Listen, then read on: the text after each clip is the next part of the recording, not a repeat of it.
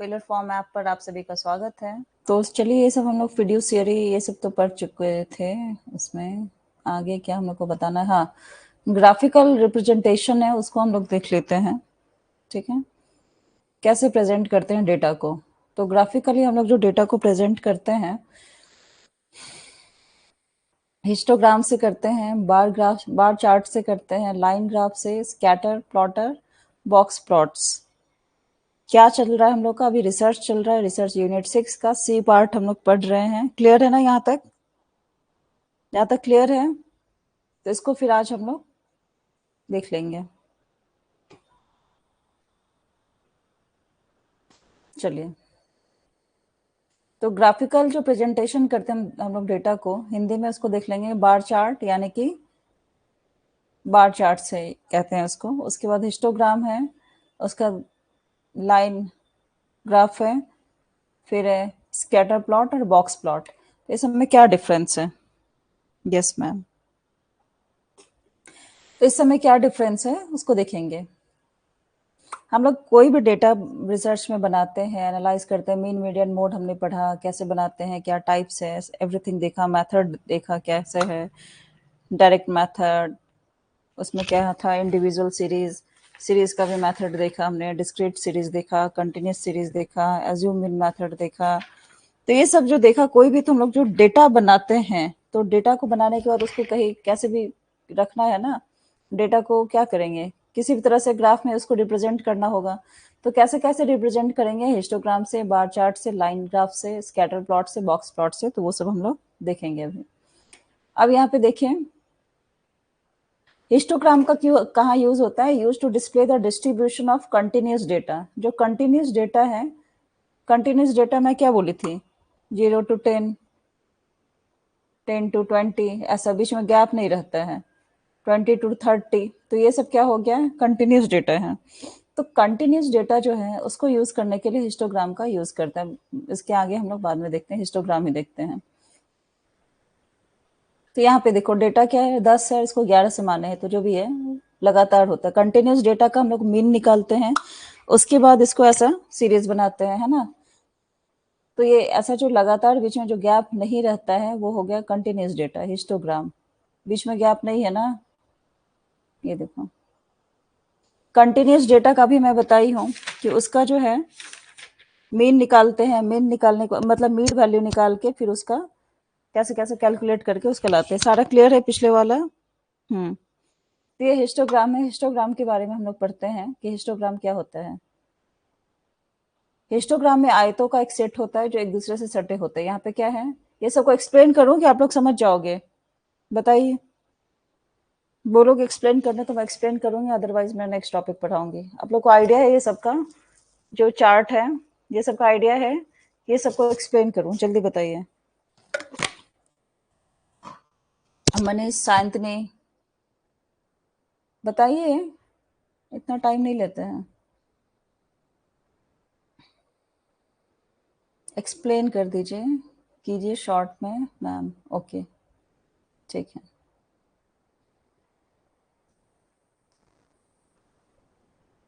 तो एक्सप्लेन कर देती हूँ क्या, क्योंकि ये देखो अब ये सब जो क्लियर रहेगा, मैं तो एक्सप्लेन करके चाहती हूँ बताना, रिमाइंड हो जाएगा। तो इसमें भी आपको काम आएगा, प्लस इसका जो आपका 10 मार्क्स का जो ग्राफ वाला क्वेश्चन आता है वहां भी आपको ये सबसे हेल्प मिल ही जाएगा। तो इसमें क्या होता है, हिस्टोग्राम में क्या होता है, ये सेट है, ठीक है, सटा हुआ एक दूसरे से, सटा हुआ है ना, ये है, उसके बगल में ये रखा हुआ है, फिर उसके बगल में ये रखा हुआ है, तो सटा हुआ है सब, गैप नहीं है। Each rectangle represents range of data values called a class interval. Class interval की बात हुई थी यहाँ पे, तो डेटा वैल्यूज होते हैं।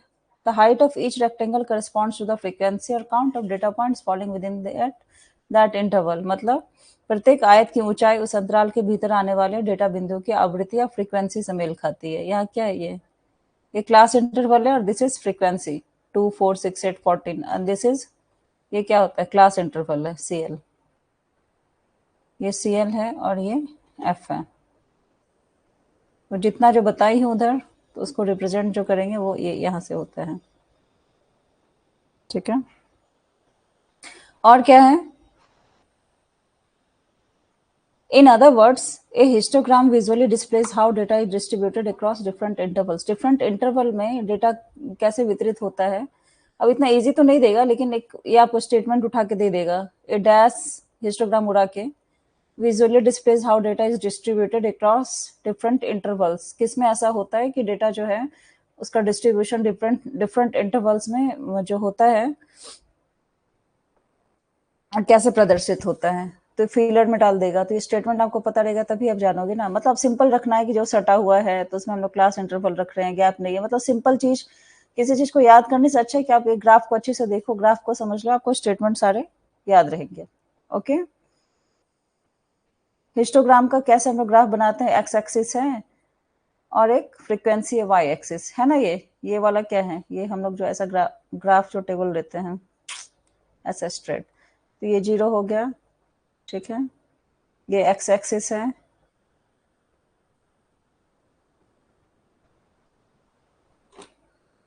ये वाई एक्सिस है. ये एक्स एक्स डैश हो गया. वाई वाई डैश हो गया. इधर पॉजिटिव आएगा 1 2 3 ऐसे करके बढ़ेगा. इधर -1 -2 -3 ऐसे रिप्रेजेंट होता है.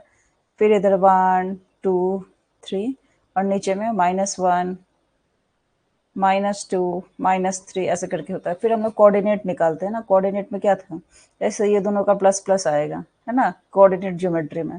तो खैर वो सब आगे की बातें हैं. तो अभी जो सिंपल है आपको बता रही हूँ. Most helpful graph. हाँ. तो ऐसा करके हम लोग क्या करते हैं, एक्स और वाई एक्सिस में उसको इंटरवल में मतलब उसको डिवाइड करते हैं. और क्या है इसमें,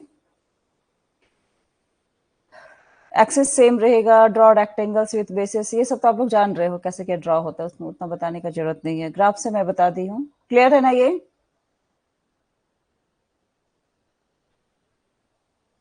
अब हिस्टोग्राम जो है और बार ग्राफ में क्या डिफरेंस है, तो इसके लिए हम लोग क्या करते हैं, हिस्टोग्राम का यहाँ तक पढ़ते हैं, उसके बाद हम लोग आगे चलते हैं. उसके बाद बार चार्ट है उसको देखते हैं. उसके दोनों का डिफरेंस बाद में देखेंगे. अच्छा, ये चीज बाद में देखेंगे. इसको टिक आउट करते हैं. हिस्टोग्राम का यूज कब करते हैं वो हम लोग देखते हैं. ठीक है. हिस्टोग्राम का उपयोग हम लोग कब करते हैं. यस मैम, क्लियर है. डेटा जो है न्यूमेरिकल होगा तो यूज करेंगे हिस्टोग्राम का. और क्या होता है, they help us visualise the shape of data distribution. Data distribution का जो शेप है वो विजुअलाइज होता है. अब क्या होता है ये, मतलब वे हमें डेटा वितरण के आकार की कल्पना करने में मदद करते हैं. कितना डेटा है, यहाँ देखो आकार पता चल रहा है ना. फ्रीक्वेंसी यहाँ पे 1 है, यहाँ पे 4 है, यहाँ पे 6 है, 8 है. तो आकार साइज पता चल रहा है, छोटा है बड़ा है, क्लास इंटरवल क्या है. तो पर्टिकुलर ये शेप क्लियर होता है इससे. उसके बाद क्या है, useful for assessing whether a process changes over time. Process change हो रहा है, घट रहा है, बढ़ रहा है, क्या हो रहा है, तो वो समझ आ जाता है. ठीक है. क्लियर है ये. अब नेक्स्ट वाला हम लोग देखते हैं. ये है बार चार्ट्स. अब हिस्टोग्राम और बार चार्ट में क्या है, इसमें क्या है, ये बीच में जो दिख रहा है ना, ये गैप दिख रहा है, इसमें भी गैप दिख रहा है, इसमें भी गैप दिख रहा है. मतलब ये सब बंगलो है. बंगलो में क्या होता है कि एक एक घर सटा हुआ नहीं रहता है, दीवार सबकी अपनी रहती है. ये है इसका बंगला है. तो ये अपना ड्रॉ तो इतना अच्छे से नहीं हो रहा है. देखो यहाँ पे, जैसे ये इसका इसका ये अपना चार दीवारी होगा बार, इसका अपना चार दीवारी होगा. तो बंगलों में जनरली ऐसा होता है. ठीक है. लेकिन हिस्टोग्राम क्या है, histogram is just like row house. Row house में क्या होता है कि आपका जो है वो दीवार एक ही होता है. एक आदमी का इधर घर बना, एक आदमी का इधर घर बना, उसी तरह से एक ही दीवार पे दो आदमी का घर होता है, आगे पीछे, बीच में गैप नहीं होता है. क्लियर है. क्लियर है. तो हिस्टोग्राम क्या हो गया, हिस्टोग्राम हो गया रो हाउस. इसे याद रखना. हिस्टोग्राम क्या हो गया, हिस्टोग्राम इज रो हाउस. और बार ग्राफ क्या है, बार ग्राफ क्या है, बंगलो है सबका.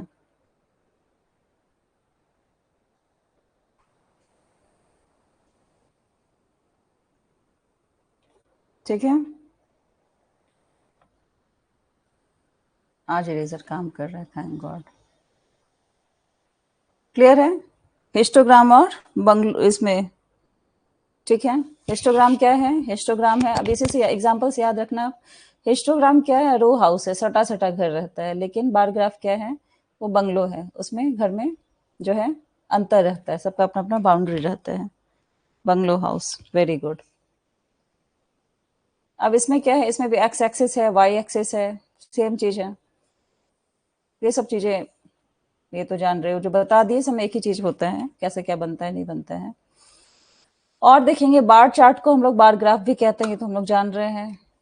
रेक्टेंगुलर बार्स होते हैं, द कैटेगरीज रिप्रेजेंट्स। क्लियर है मैम? ओके।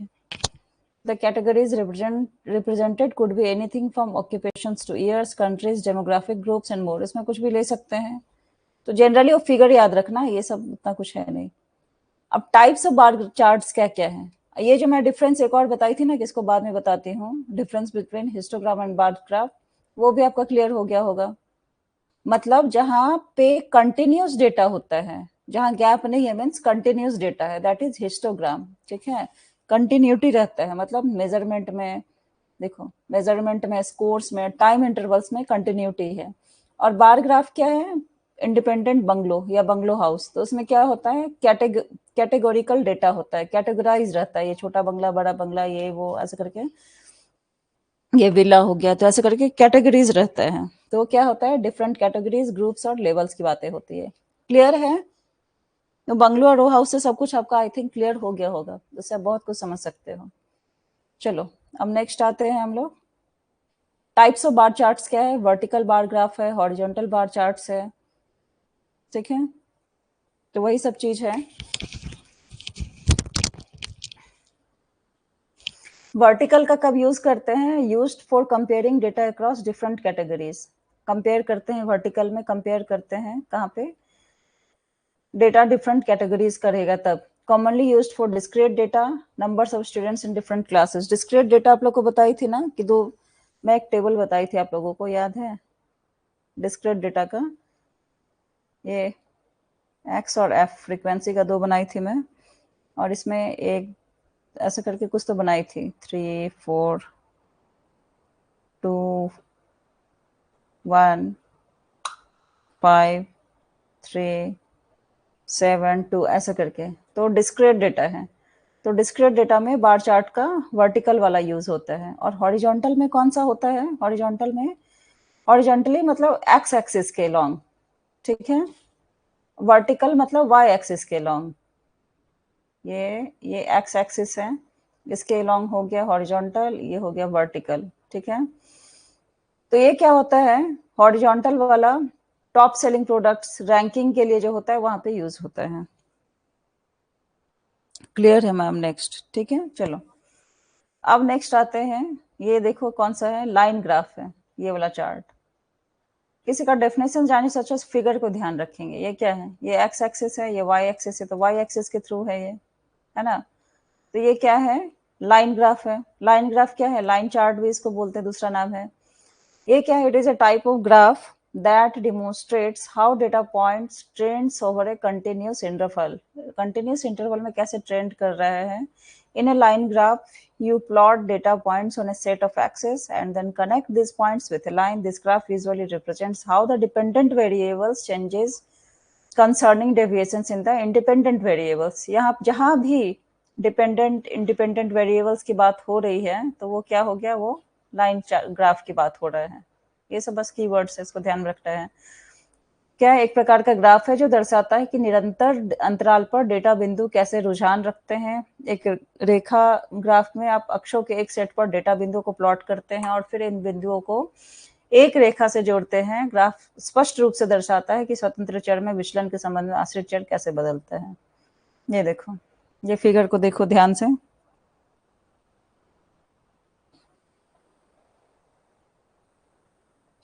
यहाँ पे क्या है? लाइन ग्राफ में आप देखो यहाँ पे ये कौन सा है? Bar graph. इसमें बीच में गैप है, ठीक है। और जब ये लाइन से इसको कंपेयर कर रहे हैं, that is line graph. Straight ऐसा बनेगा, एक लाइन में आपको खींच रहे हैं। ठीक है, क्लियर है? ये बताइए ना, पॉजिटिव है, ये भी पॉजिटिव है, ये नेगेटिव है, ये नेगेटिव है। तो अलोंग दिस एक्स एक्सिस या अलोंग वाई एक्सिस फिर उसका डेटा बताया जाएगा। ये ग्राफ हम लोग जो रिप्रेजेंटेशन करते थे 10th में, तो उसमें क्लियर होगा ज़्यादा आप लोगों का। ठीक है, चलो नेक्स्ट आते हैं हम लोग टाइप्स ऑफ लाइन ग्राफ्स। अब है तो नहीं, बट अब चूंकि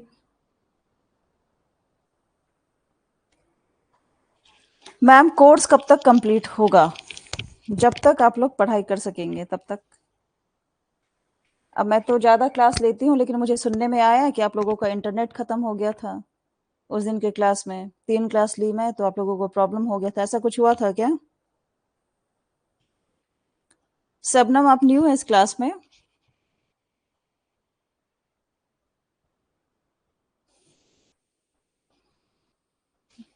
मिड में तक कोर्स कंप्लीट होना चाहिए, लेकिन है क्या, यहाँ पे एक्स्ट्रा क्लास ले रही हूँ, तो फिर मुझे वो उस दिन मुझे लेने में कोई प्रॉब्लम नहीं है, मुझे भी बहुत कुछ मैनेज करना पड़ता है कि नहीं? मुझे बोलना पड़ता है, पीपीटी बनाना पड़ता है, 3-3 क्लास ली। 3 दिन में, एक दिन मैंने 3 क्लास लिया, एक दिन 2 लिया, एक दिन 2 लिया। लेकिन सुनने में आया कि बहुत सबको इश्यू हो गया, जबकि नेट भी मतलब गैप भी था। तो ये सब बहुत तरह की बातें हुई हैं। अब आप लोग सर से बात कर लो, आप लोग एक काम कर लेना, आप लोग सर से बात करना, आप लोग को किस किस दिन कितने क्लास चाहिए, फिर आप ही लोग मुझे इन्फॉर्म करो, मुझे क्लास लेने में कोई दिक्कत नहीं है। ठीक है, तो आप लोग सर से कंफर्म करके, एक क्लास चाहिए डेली, 2 क्लास चाहिए, मुझे बता देना। ठीक है, क्योंकि पेपर 1 के भी क्लासेस होते हैं, तो पेपर 1 के क्लासेस में भी आप लोगों को 2-3 घंटे जाते हैं, फिर ये लगातार 3 घंटे का क्लास होता है।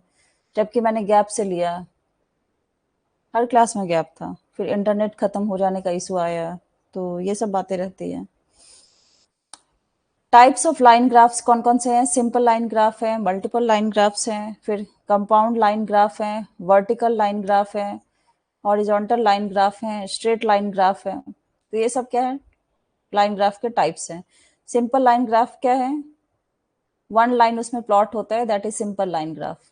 जैसे यहाँ 2 लाइन है ना, तो यहाँ पे 1 लाइन जो प्लॉट होगा, that is simple line graph. ठीक है, मल्टीपल लाइन ग्राफ क्या होगा?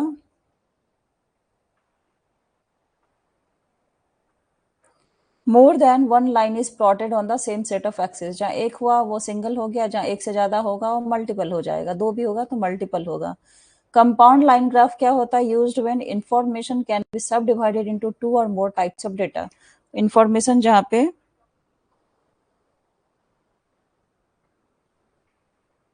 वो तो जान रही हूँ मैं, आप लोग से पूछ के ही ली ना क्लास उस दिन भी। गैप दिया, फिर आई डोंट नो क्या हुआ नहीं हुआ। I hope you can understand. तो वही है, कंपाउंड लाइन ग्राफ में क्या होता है? सब डिवाइड होता है 2 और मोर टाइप्स ऑफ डेटा में। It shows the component parts of a total with lines represents each part size. ठीक है, कंपाउंड क्या होता है? मिक्सचर और कंपाउंड जानते होंगे, तो इसमें क्या सब डिवाइडेड हो जाता है 2 या 2 से ज्यादा टाइप के डेटा में, डेटा का टाइप चेंज हो जाता है। फिर है वर्टिकल लाइन ग्राफ, उसको हम लोग दूसरा नाम क्या जानते हैं? Column graph. ठीक है, दूसरा नाम याद रख लेना, आप लोग कभी पूछ लेगा, मैच द फॉलोइंग में दे देता है कि वर्टिकल लाइन ग्राफ को क्या कहेंगे, रो ग्राफ या कॉलम ग्राफ, या और भी कुछ ऑप्शन दे देगा। तो वर्टिकल को कॉलम ग्राफ कहेंगे, हॉरिजॉन्टल को रो ग्राफ कहेंगे। ठीक है, एक्स एक्सिस के लॉन्ग रहता है ये, पैरेलल होता है। ठीक है, फिर स्ट्रेट लाइन ग्राफ है,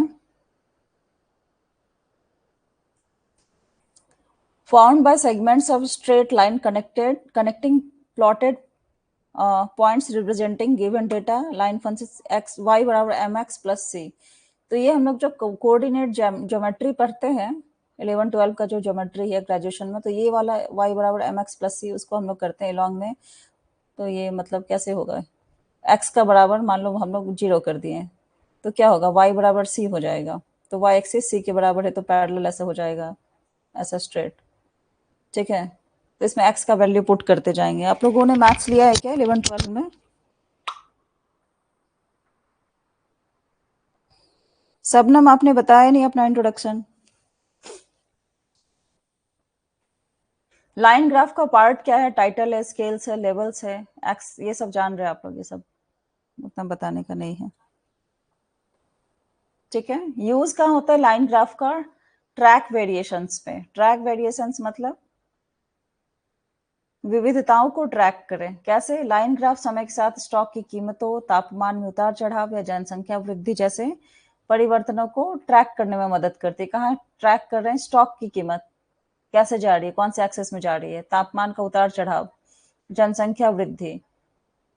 तो ये सब क्या आएगा? ट्रैक में आएगा। जैसे आपको यही एग्जाम्पल उल्टा दे देगा कि पॉपुलेशन ग्रोथ है, टेम्परेचर है, स्टॉक प्राइसेस है, इसका ग्राफ बनाएंगे तो किस में बनाएंगे? हिस्टोग्राम में बनाएंगे, चाहे पाई चार्ट में बनाएंगे, मतलब ये चार्ट वाला कौन सा था, ये बार चार्ट्स, उसमें बनाएंगे, या लाइन ग्राफ में बनाएंगे, या एक और एग्जाम्पल दे देगा। तो ये आप इसमें किस में बनाएंगे? लाइन ग्राफ में बनाएंगे। ठीक, उसी तरह से डिफरेंट डेटा सेट्स का कंपैरिजन भी इसी में होगा। आइडेंटिटी पैटर्न्स है, साइकिल्स है, सीजनल वेरिएशंस, इसमें पैटर्न्स इस तरह के आते हैं। अब हम लोग नेक्स्ट देखते हैं,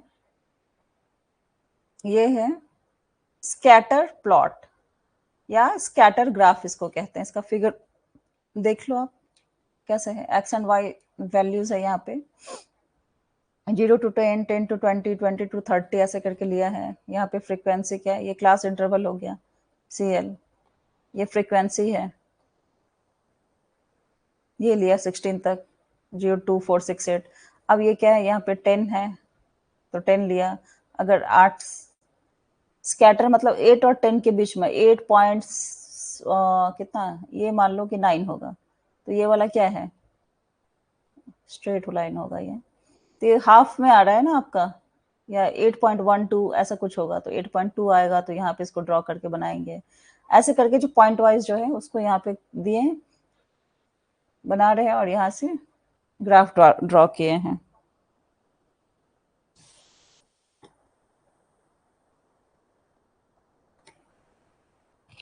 मैम सेकंड पेपर की नोट्स फिलर फॉर्म नहीं प्रोवाइड करती है क्या? कौन सी पेपर की नोट्स? सेकंड पेपर नोट्स तो सब अपलोड हो रहा है, फिर क्या इशू आ रहा है आप लोगों को? आपको नोट्स नहीं मिल रहा है मनीष? साइंतनी, क्या अभी मुझे कॉल आया था फिलर फॉर्म से, कितने क्लास होता है लाइव, पूछ रहे थे, बुक ऑर्डर किया नहीं।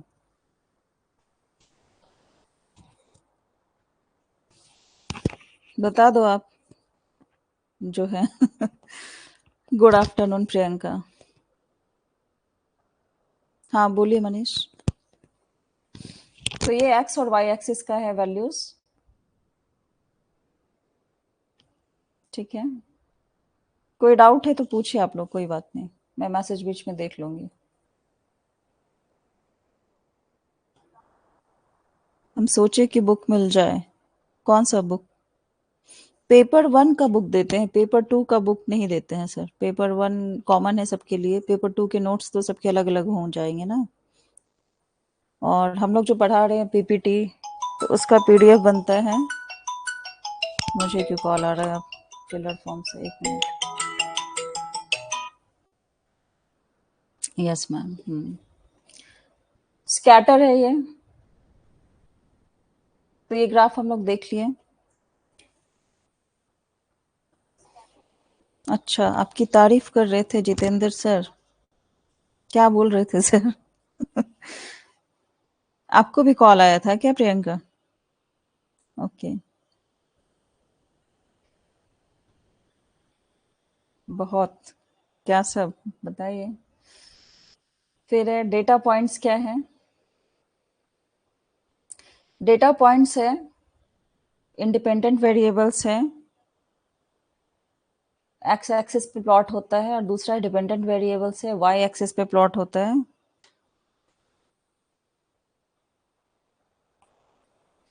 विजुअलाइजेशन में क्या है?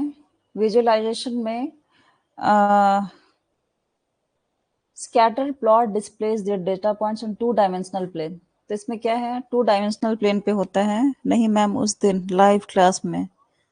लाइव क्लास किस दिन, कौन से लाइव में? अच्छा, ICT का लाइव में क्या? ओके।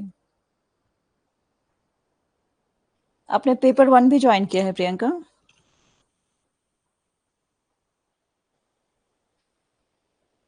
फिर कोरिलेशन क्या है? By examining the arrangement of points we can infer whether there's correlation between the variables. क्या कोरिलेशन है, तो सबको देखा जाता है यहाँ पे। Yes ma'am. Okay.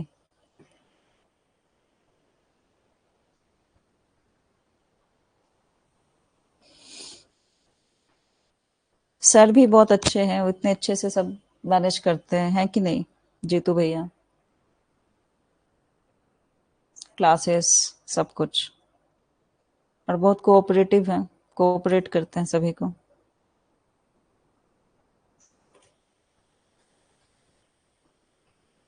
Positive correlation है, नेगेटिव कोरिलेशन है और नो कोरिलेशन है, यानी कि इसको जीरो भी कहते हैं। ये कोरिलेशन एक आता है, ZERO।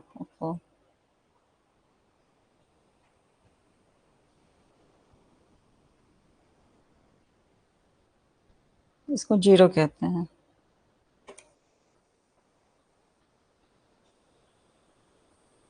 बोले कि आपका ऑलराउंडर नॉलेज है। अच्छा, ऐसा बोले? Thank you so much.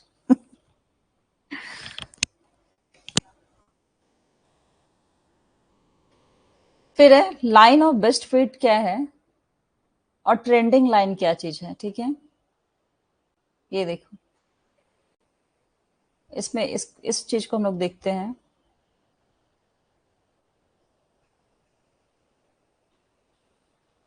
प्रवृत्ति रेखा जो भी है उसके बारे में बातें की जा रही है। यहाँ देखो, हम लोग कितने टाइप के डेटा के बारे में बात किए थे। यहाँ इस पे, यहाँ देखो, हिस्टोग्राम की बातें की हम लोग। हिस्टोग्राम समझे? ये हिस्टोग्राम क्या है? रो हाउस है। बार ग्राफ क्या है? बंगलो है। लाइन ग्राफ देखा, फिर स्कैटर प्लॉट्स देखा, फिर बॉक्स प्लॉट्स। तो ये सबको हम लोग देखेंगे। हमको पता है पहले से ही मैम, आप ऑसम हैं and talented also. Thank you Priyanka ma'am, बहुत टैलेंटेड। अरे बस करो, इतना पुल मत बांधो टैलेंट का, आप सब मिलके। Thank you everyone. आप सब अच्छे हो, मेरे लिए यही बहुत बड़ा, मतलब क्या बोले, गिफ्ट है। स्टूडेंट अच्छे मिलने चाहिए, है ना? अगर मैं कुछ बोलना चाहती हूँ, समझाना चाहती हूँ, को समझ आ जाए, तो सबसे बड़ा आपके लिए ब्लेसिंग्स यही है। लगेगा कि आपकी मेहनत जो है सो सफल हो गई है। तो चलिए, ये सब हो गया। ये वाला देखते हैं, इसको देखेंगे। बॉक्स प्लॉट्स को, बॉक्स प्लॉट्स क्या है? बॉक्स जैसा बना है, ठीक है? इसमें क्या है? ये इंटर क्वार्टाइल रेंज है, IQR ये रेंज है। ये मिनिमम विस्कर यहाँ पे डाला हुआ है, ये मैक्सिमम है, ये मिनिमम लेवल है। जीरो मान लो यहाँ पे, जीरो से लेकर इसको 100 तक ड्रैग कर देते, विस्कर है, मैक्सिमम लेवल है। और ये Q1 है, लोअर लेवल है, क्वार्टाइल है। ये मीडियन है, मीन मीडियन मोड हम लोग बनाना जो सीखे थे, याद है? तो ये क्या हुआ? मीडियन हो गया, मीडियम वाला। फिर ये थर्ड वाला क्या है? अपर क्वार्टाइल, Q3 है, ठीक है? तो ये सब है इसमें। अब मिनिमम स्कोर क्या है? मिनिमम स्कोर क्या है? ये कहाँ गया मिनिमम? ये मिनिमम जो है उसको देखते हैं। मिनिमम स्कोर या मिनिमम स्कोर है, विस्कर बीच में डाला हुआ है, तो इसको देखते हैं हम लोग। The lowest score excluding outliner shows at the end of left whisker. ये लेफ्ट विस्कर है, उसके लेफ्ट में जो दिख रहा है दैट इज मिनिमम स्कोर, ठीक है? बता दिया। लोअर क्वार्टाइल क्या है? ये है लोअर क्वार्टाइल। लोअर क्वार्टाइल क्या है? 25% of scores fall below the lower quartile value, also known as the first quartile. 25% जो है अंक है चतुर्थ मान, जिसका प्रथम चतुर्थ। क्वार्टाइल कितना होता है? 4 होता है ना। 1 2 एक 3 एक 4 ऐसे करके आता है। ये मैथ्स का ही कोऑर्डिनेट्स का है। चलिए, तो ये आप लोग समझ गए हैं। मैथ्स का भी क्लास आप लोगों का साथ साथ होते जा रहा है। पेपर 1 को भी नहीं छोड़ेंगे हम लोग। क्या क्या आप लोग मैसेज किए हो? Yes ma'am, exactly. मैम आप बहुत अच्छा समझाती हैं, पर कोर्स जून तक कंप्लीट हो जाएगा। हाँ बिल्कुल, एग्जाम के पहले तो ऑब्वियसली हो ही जाएगा। देखो, मैं डीपली समझा रही हूँ तो थोड़ा टाइम लगेगा, और मैं डबल ट्रिपल टाइम लेना चाह रही हूँ, डबल लेती हूँ तो मुझे आता है मैसेज कि आप लोगों का इंटरनेट खत्म हो गया है, आप लोगों को इशू हो जा रही है, तो मैं क्या करूँ? 1 घंटे का क्लास लेना है मुझे, और मैं ऐसे भी नहीं कि कुछ भी निकाल के चली जाओ, अब ग्राफ ही समझा रही हूँ, मुझे ऐसा लगता है कि कुछ भी बताओ तो उसको डिटेल्स में थोड़ा समझा के एक्सप्लेन वे में बताना चाहिए, है कि नहीं? तो ये सब इशू है। आप लोगों को एक्स्ट्रा क्लास चाहिए तो आप लोग सर से कांटेक्ट करो, आप लोग बात करो कब एक्स्ट्रा चाहिए, कैसे एक्स्ट्रा चाहिए, फिर मुझे वहाँ से कंफर्मेशन मिले, फिर मुझे क्लास लेने में कोई दिक्कत नहीं है, ठीक है? अब मैं यहाँ से असाइन करती हूँ क्लास, फिर मुझे पता चलता है आप लोगों को इशू आ रही है, तो that is not good thing ना। ऑलराउंडर भी हैं, आर्ट साइंस दोनों का नॉलेज है। Yes ma'am, we want JRF. Ma'am night में लीजिए मैम। मैं किसी भी टाइम ले सकती हूँ, मैं सुबह 6 बजे ले सकती हूँ, मैं 12 बजे रात में ले सकती हूँ, मुझे कोई इशू नहीं है। मैंने इनफैक्ट एक दिन में 3 क्लास लिया, मैं एक दिन में 4 क्लास भी ले सकती हूँ। लेकिन आप लोगों को प्रॉब्लम है कि क्या है, आप लोग सर से बात कीजिए, आप लोगों को कितने क्लासेस चाहिए, ठीक है? मुझे क्लास लेने में कोई प्रॉब्लम नहीं है। सर अगर अलाउ कर देंगे 2-2 क्लासेस का, तो 3-3 क्लास, 2-2 क्लास जो भी है, तो फिर मैं ले लूँगी, मुझे कोई प्रॉब्लम नहीं है। ठीक है, आप लोग सर से बात एक बार कर लीजिएगा। ओके, मैं रेडी हूँ आप लोगों के लिए। मुझे पढ़ाना बहुत अच्छा लगता है, मेरा हॉबी ही है, पैशन है पढ़ाना, ठीक है? तो मैं हमेशा आप लोगों के लिए अवेलेबल हो सकती हूँ। बस आप लोग थोड़ा टाइम अपना देखिए, कब क्या है नहीं है, कब के लिए रेडी हैं आप लोग, फिर मुझे आप लोग इन्फॉर्म कर दीजिए। ओके,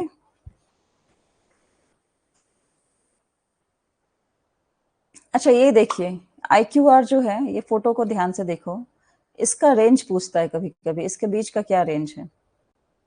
यही क्वेश्चन तो बहुत इंपॉर्टेंट, ये इसको, इस फिगर को आप लोग देख लेना, इसका बहुत क्या क्या उल्टा सीधा क्वेश्चन पूछते रहते हैं। ये देखो, जैसे the box plot shows the middle 50% of the scores, ये स्कोर को 49% कर देगा, 98% कर देगा। मेरा भी मैम सेम हॉबी है। Very nice Priyanka. टीचिंग एक ऐसा प्रोफेशन है जो सारे प्रोफेशन का मतलब हेड कहा जाए इसको, है ना? टीचर ही अभी जो जितने स्टूडेंट हैं, अब तो हम लोग हायर में हैं, तो सब तो असिस्टेंट प्रोफेसर ही बनेंगे स्टार्टिंग में।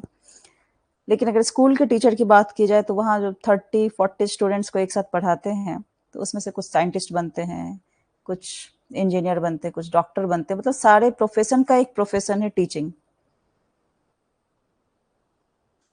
है कि नहीं? तो जहाँ मतलब टीचर एजुकेशन में इसकी हम लोग बहुत अच्छे से बात करेंगे आगे, ठीक है, यूनिट 4 में। तो ये जो है मिडल वाला कितना 50% स्कोर है, इसको हम लोग ध्यान में रखेंगे, 50% स्कोर है इसका, ठीक है? फिर आपका विस्कर्स का क्या देगा कि the upper and lower whiskers represent scores outside the middle 50%।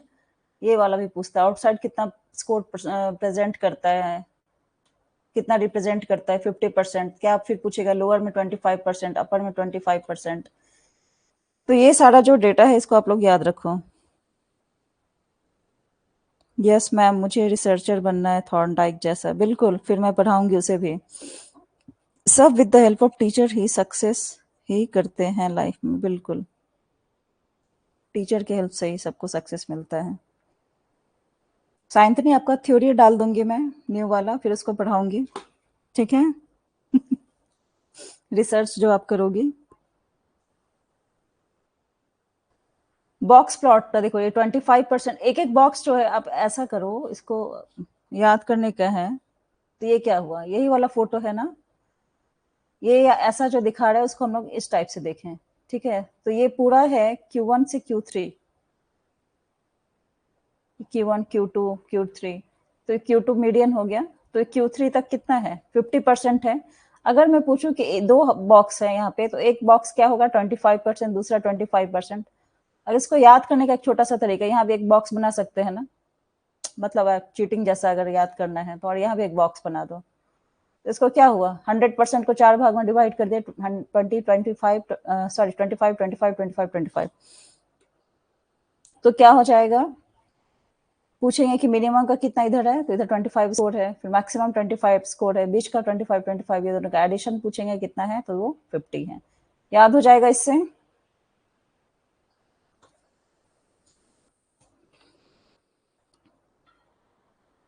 Best of luck Sayantani जी, बिल्कुल।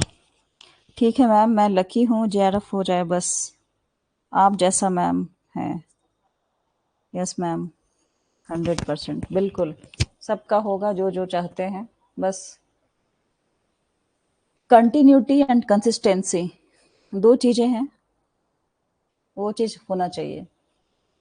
वैसे भी लाइफ में अप्स एंड डाउन्स आते ही रहते हैं। थ्री इडियट्स हम लोगों ने देखा ना, बोलते हैं ना कुछ आप असंभव सोचो तो सब बोलेंगे हाँ तुमसे होगा। अपना शकल देखे हो, हमारे आसपास में भी ऐसे ही होता है, तुमसे कहाँ से होगा, ये तुम्हें आता है क्या?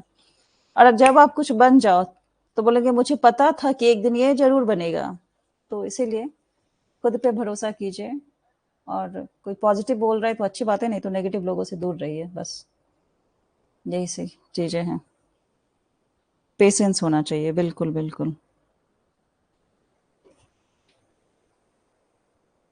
बॉक्स प्लॉट में क्या क्या होता है? बॉक्स प्लॉट में समराइज होता है, मीडियन होता है, क्वार्टाइल्स होता है, आउटलाइनर्स होता है, ठीक है। तो ये सब हम लोग एक्सप्लेन कर चुके हैं। ये आपका फॉर्मूला एक है, फिर Q3 माइनस Q1 IQR। यहाँ देखो, ये जो इसके बीच का रेंज अगर पूछेंगे तो इधर तो मैक्सिमम है, इधर मिनिमम है, तो इसका बीच का रेंज पूछा जाए तो क्या हो जाएगा? Q3 minus Q1। ओके, तो ये सब छोटे मोटे फिगर से सब कुछ क्लियर हो जाता है। एक बार आपको फिगर समझ आ गया ना तो सब क्लियर है। तो चलिए, पिछला वाला ये क्लियर हो गया, आज वाला नेक्स्ट करते हैं। क्लियर है इसमें? नेक्स्ट वाला पीपीटी ऑन करते हैं हम लोग।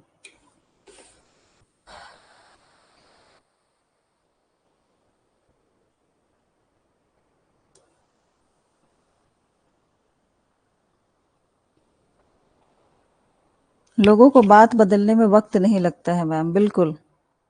Thank you Manish ji, consistency होना चाहिए। जैसा सिचुएशन वैसा बात करेंगे, बिल्कुल। दूसरे के बात का आप कुछ नहीं कर सकते, पहले तो आपको तोड़ेंगे अंदर से कि आप कुछ कर ही नहीं सकते हो। कुछ अलग करने का सोचो तो अलग कर लो, तो बोलेंगे मुझे तो एक दिन पता था। तो कोई बात नहीं, इसलिए तो बोले नेगेटिव लोगों से दूर रहो। तो हम लोगों ने यहाँ तक पढ़ लिया है, क्या क्या पढ़ा एक बार देख लेते हैं सी पार्ट में। टाइप्स ऑफ मेजरमेंट स्केल है, क्या है? नॉमिनल है, ऑर्डिनल है, इंटरवल है, रेशियो है। उसके बाद क्वांटिटेटिव डेटा एनालिसिस पढ़ा, descriptive data analysis, measures of central tendency, variability, fiduciary limits and graphical presentation of data. तो ये सब हमने पढ़ लिया। अब हम पढ़ेंगे टेस्टिंग ऑफ हाइपोथेसिस। कोई भी हाइपोथेसिस हमने जो बना, हाइपोथेसिस पढ़ाना क्या है? जो लेस देन थेसिस है, जो थेसिस बना नहीं है, लेकिन साइंटिफिकली सब जगह साइंटिस्ट वाला वर्ड आता है, हाँ, कमजोर कर देते हैं, बिल्कुल। नेगेटिव बोल बोल के मजाक उड़ा उड़ा के। वो क्या है? Testing of hypothesis. तो टाइप 1 एंड टाइप 2 एरर्स जो है वो क्या है उसके बारे में पढ़ेंगे। और क्या पढ़ेंगे हम लोग? Levels of significance, power of statistical test and effect size, यहाँ तक हम लोग अभी पढ़ेंगे। तो आप लोग स्पीड बढ़ाइए। क्या है? परिकल्पना का परीक्षण, प्रकार 1 और प्रकार 2 की त्रुटियां, महत्व के स्तर, सांख्यिकीय परीक्षण की शक्ति और प्रभाव का आकार। आप लोगों को 1 मिनट का अगर वाटर ब्रेक लेना है तो ले सकते हैं, उसके बाद अब नहीं रुकेंगे हम लोग। इतना आज हम लोगों को पढ़ना है, मोस्ट इंपॉर्टेंट है ये, टाइप 1 एंड टाइप 2 एरर्स। तो चलिए 1 मिनट का ब्रेक ले सकते हैं, ले लीजिए, फिर स्टार्ट हो जाइए।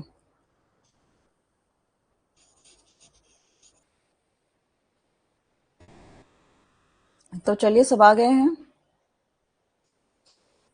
सबका सपना पूरा हो मैम, आप भी फेमस टीचर बनोगी, हम लोगों का सबका पूरा हो। मोदी जी का को नहीं छोड़ते तो हम कौन है? लोगों का काम है कहना, बिल्कुल बिल्कुल, वही बात है। जो वो एक जो बहुत बड़े स्टार हैं, उनको लोग नेगेटिव बोलने से नहीं छोड़ते हैं, तो फिर कहते हैं ना, हम लोग किस खेत की मूली हैं।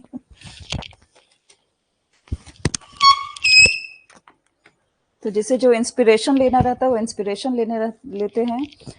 और एक्चुअली पता है कि नेगेटिव कौन बोलते हैं? जो लाइफ में खुद कुछ नहीं कर पाते हैं ना, वो दूसरों के लिए नेगेटिव बोलते हैं। ये है कंफ्यूजन। चलिए आज हम लोग फिलॉसफी बहुत सारी बातें कर ली। फिलोसफिकल थिंकिंग अच्छा है, हर तरह से हमारा डिस्कशन होता है स्टूडेंट्स के साथ, अच्छा लगा। अब देखते हैं टाइप 1 एरर कौन सा होता है।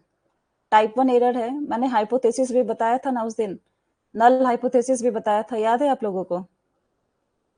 तो टाइप 1 एरर क्या होता है, जब क्या है, when we incorrectly reject a true null hypothesis, जब हम किसी वास्तविक शून्य परिकल्पना को गलत तरीके से अस्वीकार कर देते हैं, गलत तरीके से अस्वीकार करते हैं, ठीक है।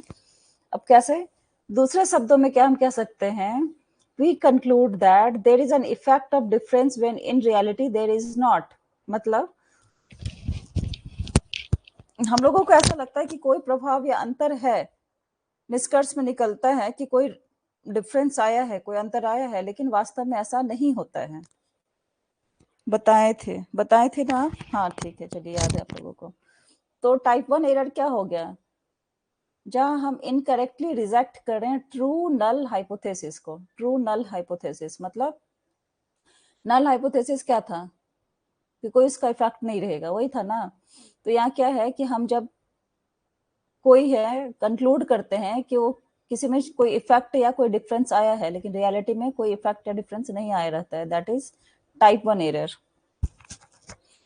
तो जैसे एक एग्जांपल यहाँ पे हम लोग लिए हैं, जहां आप एक ऑटो इम्यून बीमारी के लिए एक नई दवा का परीक्षण कर रहे हैं, शून्य परिकल्पना H0 बताती है, जीरो हाइपोथेसिस में बताया था ना H0 बताते हैं, उसको एक इंडिकेट कर दिए कि दवा का लक्षण पर कोई प्रभाव नहीं पड़ता, जबकि वैकल्पिक परिकल्पना H1 बताती है कि दवा प्रभावी है।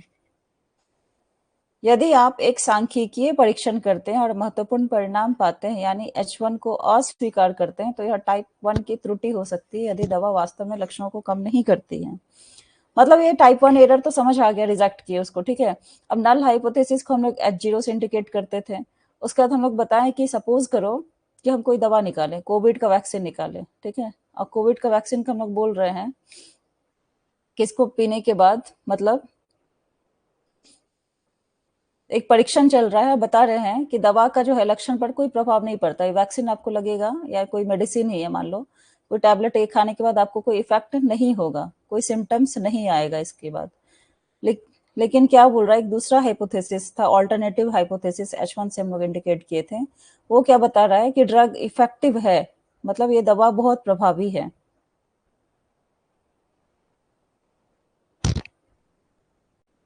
ठीक है, तो ये इस तरह का जो स्टेटमेंट है, तो वो टाइप 1 एरर आएगा। if you perform a statistical test and finding significant result, आप लोगों को क्लियर हुआ कि नहीं? कोई बात नहीं भी हुआ तो आगे और क्लियर होगा, इसको और मैं एक्सप्लेन करके बताऊंगी, बता रही हूँ अभी।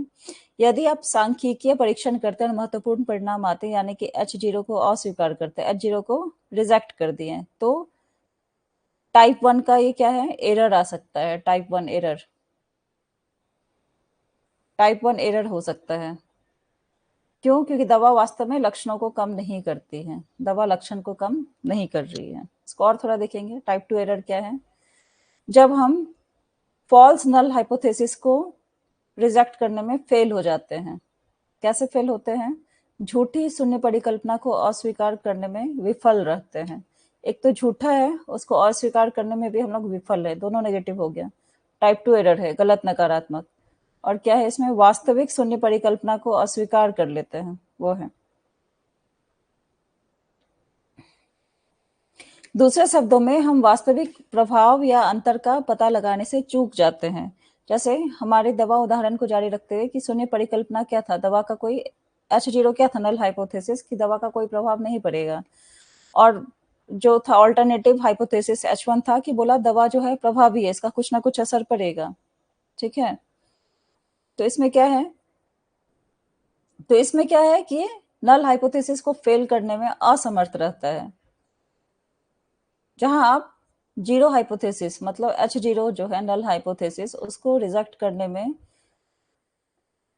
फेल हो जाते हैं कि दवा का कोई इफेक्ट नहीं है, दैट इज टाइप 2 एरर। दोनों मिलता जुलता है ना, कंफ्यूजन हो रहा होगा, इसको और मैं बताऊंगी, कंफ्यूज मत हो आप लोग। Trade off between type 1 and type 2 errors, ठीक है। ट्रेड ऑफ क्या है टाइप 1 और टाइप 2 एरर्स के बीच में? एक टाइप का एरर अगर कम कर दिए तो दूसरा का टाइप क्या हो जाएगा? एक टाइप की त्रुटि जो कम होने से दूसरे प्रकार की त्रुटि का जोखिम जो है सो बढ़ जाता है। मतलब रस्सी पर चल रहे हैं, ये रस्सी है, यहाँ रस्सी है, एक तरफ जो है दोनों यहाँ पे बैलेंस से अच्छे से बना हुआ है, एक तरफ का हम लोग क्या किए यहाँ पे इसका क्या किया रस्सी ढीला कर दिए, तो यहाँ जो रस्सी हम लोग ढीला कर दिए तो क्या हो जाएगा, ये रस्सी लूज हो जाएगा, मतलब यहाँ से ढीला के तो ऐसे लटक जाएगा ना, ऐसा हो जाएगा ना कुछ। तो क्या हुआ कि इधर से जो चढ़ेगा वो यहीं गिरते, मतलब ये तो इसमें एरर नहीं था, स्ट्रेट था ये, इसमें कोई एरर नहीं था, और यहाँ से इसको लूज कर दिए तो एरर आ गया, मतलब दूसरे साइड में जो है रिस्क बढ़ गया ना कि वहीं गिर जाएगा, थोड़ा आगे आके गिरेगा, कहीं भी गिरेगा, तो उसमें बहुत एरर दिख रहा है, बोलेंगे इस पे हम लोग काम नहीं कर सकते हैं। कंफ्यूजन हो रहा है, कोई बात नहीं, मैं इसको और बताऊंगी, कंफ्यूजन वाला थोड़ा है। तो रिसर्चर्स क्या करते हैं, एक significant level that is alpha level है, उसको क्या करते हैं, control the risk of type 1 errors. Alpha level error जो है उसको टाइप 1 एरर को कंट्रोल करने के लिए बनाते हैं, और उसका क्या वैल्यू होता है 0.05 से लेके 0.101 तक होता है, ठीक है। उसी तरह से क्या होता है टाइप 2 एरर को हम लोग क्या कहेंगे, बीटा एरर। टाइप 1 जो है अल्फा, अल्फा बीटा हम लोग पढ़ते हैं ना, और टाइप 2 को पढ़ लेंगे मान लो बीटा, तो बीटा एरर हो गया, इसका क्या रेंज होगा 0.05 से लेके 0.01 तक। और बीटा वाला क्या है, depends on factors like sample size, effect size and variability, इस पे बहुत सारा फैक्टर्स आएगा। अब यहाँ से हम लोग क्या किए, रस्सी को ढीला कर दिए, कितना 0.5 ढीला किए या 0.01 ढीला कर दिए, लेकिन इधर साइड क्या है, डिपेंड करेगा कौन कौन सा वेरिएबल्स है, सैंपल, ये रस्सी का साइज कितना है, सैंपल का साइज क्या है, इफेक्ट क्या है, साइज, वेरिएबिलिटी क्या है, उस पर डिपेंड करेगा। और इस दोनों को बैलेंस करना है ना, ये कोई भी जो हाइपोथेसिस में है उसका टेस्टिंग में बहुत इंपॉर्टेंट होता है, टाइप 1 एरर और टाइप 2 एरर दोनों को बैलेंस करने में। अब जैसे इन medical testing, COVID-19 test, a type 2 error missing a true positive can have serious consequences. Or in quality control, example, manufacturing type 1 error rejecting a good product might lead to unnecessary costs. क्या है ये सब? Yes ma'am, maths में, maths में क्या,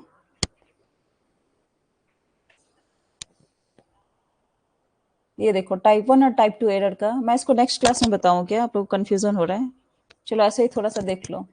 ये type 1 है, ये ऐसे हाइपोथेसिस हमने बनाया, ठीक है, दो यहाँ पे है, दो को कंबाइन किया है, तो ये नल हाइपोथेसिस है, H0 से इसको इंडिकेट किए हैं, ये ऑल्टरनेटिव हाइपोथेसिस है, ऑल्टरनेटिव को H1 से किए हैं, और यहाँ पे क्या है, कोई मीन है, ये जो है ये मीन हो गया। तो क्या है इसमें कि इसका जो है यहाँ पे देखो फिगर, ऑल्टरनेटिव हाइपोथेसिस में टाइप 1 एरर आ रहा है, और ये जो है इसके लेफ्ट साइड में क्या है, टाइप 2 एरर आ रहा है। इस फिगर को आप समझोगे ना, आपका कॉन्सेप्ट क्लियर हो जाएगा। टाइप 2 एरर किधर आ रहा है, लेफ्ट साइड में, उसके राइट में आ रहा है टाइप 1 एरर, मतलब वो नल हाइपोथेसिस का लास्ट वाला पॉइंट, और ये ऑल्टरनेटिव हाइपोथेसिस का फर्स्ट वाला पॉइंट, उसमें आ रहा है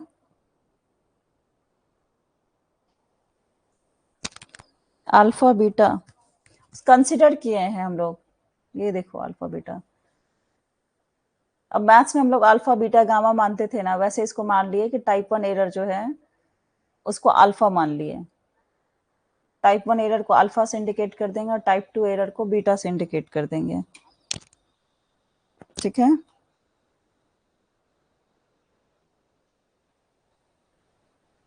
तो ये सब टाइप 1 2 एरर सबका है। चलो आप लोग को समझ नहीं आ रहा है तो मैं इसको नेक्स्ट क्लास में बताती हूँ, ये नहीं समझेंगे तो आगे भी क्लियर नहीं होगा, टाइम भी हो गया है।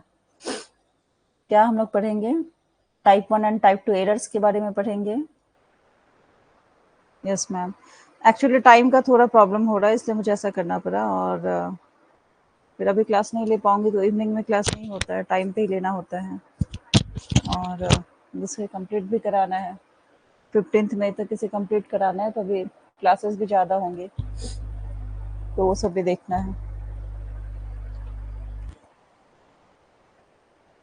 तो हम लोग आज देखेंगे इसमें, कल हम लोगों ने देखा था, स्टार्ट किया था लेकिन समझ नहीं आया। यहाँ से देखेंगे टेस्टिंग ऑफ हाइपोथेसिस। अब हाइपोथेसिस टेस्टिंग में क्या क्या है, टाइप 1 एंड टाइप 2 एरर्स। तो कौन कौन ज्वाइन हो चुके हैं फाइनली बताइए, ताकि हम लोग टॉपिक स्टार्ट कर ले जल्द से जल्द। किसी को कोई कंफ्यूजन, कुछ क्वेश्चन पूछना है तो पूछ लीजिए क्लास के पहले।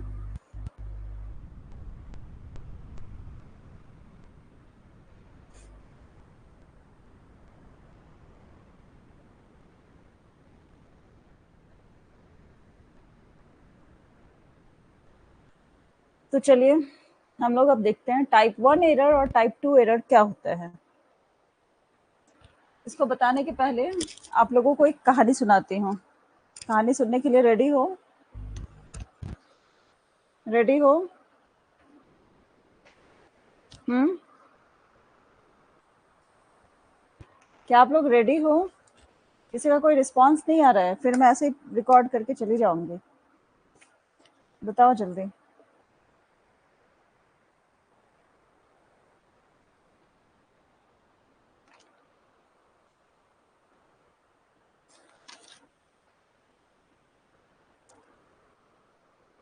यस मैम, ठीक है। इसके पहले एक और चीज जानते हैं कि दो चीज आप लोग देख लो। मतलब एक नल हाइपोथेसिस मैं बताई थी, एक नल हाइपोथेसिस, ठीक है। नल हाइपोथेसिस पता है सभी को, बताई हूं मैं।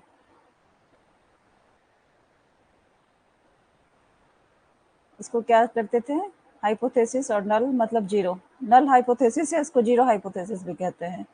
एक ये टर्म आता है, दूसरा था ऑल्टरनेट हाइपोथेसिस, ठीक है। Alternate hypothesis.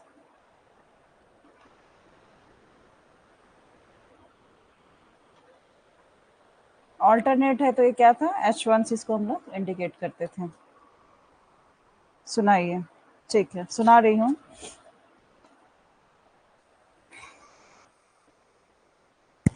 अब नल हाइपोथेसिस क्या होता है, ठीक है। अब नल हाइपोथेसिस का एक यहाँ पे सुन लीजिए कि जब मैं बोलूंगी कि दो वेरिएबल्स है, ये पहले वाला भी जो हम लोग पढ़ रहे हैं, ठीक है, उसके बारे में क्या क्या था नल, कि वी मतलब दो वेरिएबल्स है, V1 V2 है, ठीक है। दो वेरिएबल्स है, या V1 V2 ना मान के A या B मान लो, V1 V2 ही मानो, तो दो दो वेरिएबल्स हैं, एक V1 है एक V2 है, ठीक है। और जब इस दोनों वेरिएबल्स में कोई भी रिलेशनशिप नहीं है, यानी कि जब मैं V1 का वैल्यू चेंज करूंगी तो बी में V2 जो है उसका कोई वैल्यू चेंज नहीं होगा, ठीक है। या V2 का वैल्यू चेंज करूंगी तो V1 में कोई चेंज नहीं आएगा। यानी कि किसी को भी चेंज करेंगे तो किसी दूसरे पर उसका प्रभाव नहीं होगा, ठीक है, जो जैसा है वैसा ही रहेगा। तो इसका मतलब क्या है, ये स्टेटमेंट जो बोल रही है उसका मतलब ये है कि V1 और V2 में कोई चेंज नहीं आएगा, तो स्टेटमेंट क्या हो जाएगा। Good morning Sayantani. तो ये जो है ये क्या हो जाएगा, नल हाइपोथेसिस हो जाएगा। नल मतलब कुछ भी नहीं, जीरो। मतलब एक को चेंज कर रहे हैं। क्लियर है ये, या फिर से बताऊं? फिर से रिपीट करती हूँ कि ये दो वेरिएबल्स है, V1 और V2, दो वेरिएबल्स है, और इस दोनों के बीच में कोई भी रिलेशनशिप नहीं है। V1 और V2 के बीच में कोई रिलेशनशिप नहीं है। यूजीसी नेट का दो स्टूडेंट इंडिया में तैयारी करता है, एक मनीष है और एक और कोई और होगा।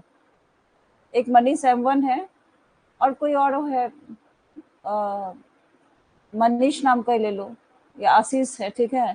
जिसको मनीष नहीं जान रहा है, ये मनीष है या आशीष है, लेकिन दोनों क्या है, दोनों हाइपोथेसिस है, दोनों यूजीसी नेट का तैयारी कर रहे हैं, लेकिन दोनों का आपस में कोई भी संबंध नहीं है। कोई भी संबंध नहीं है, कहीं से भी कोई रिलेशनशिप नहीं है।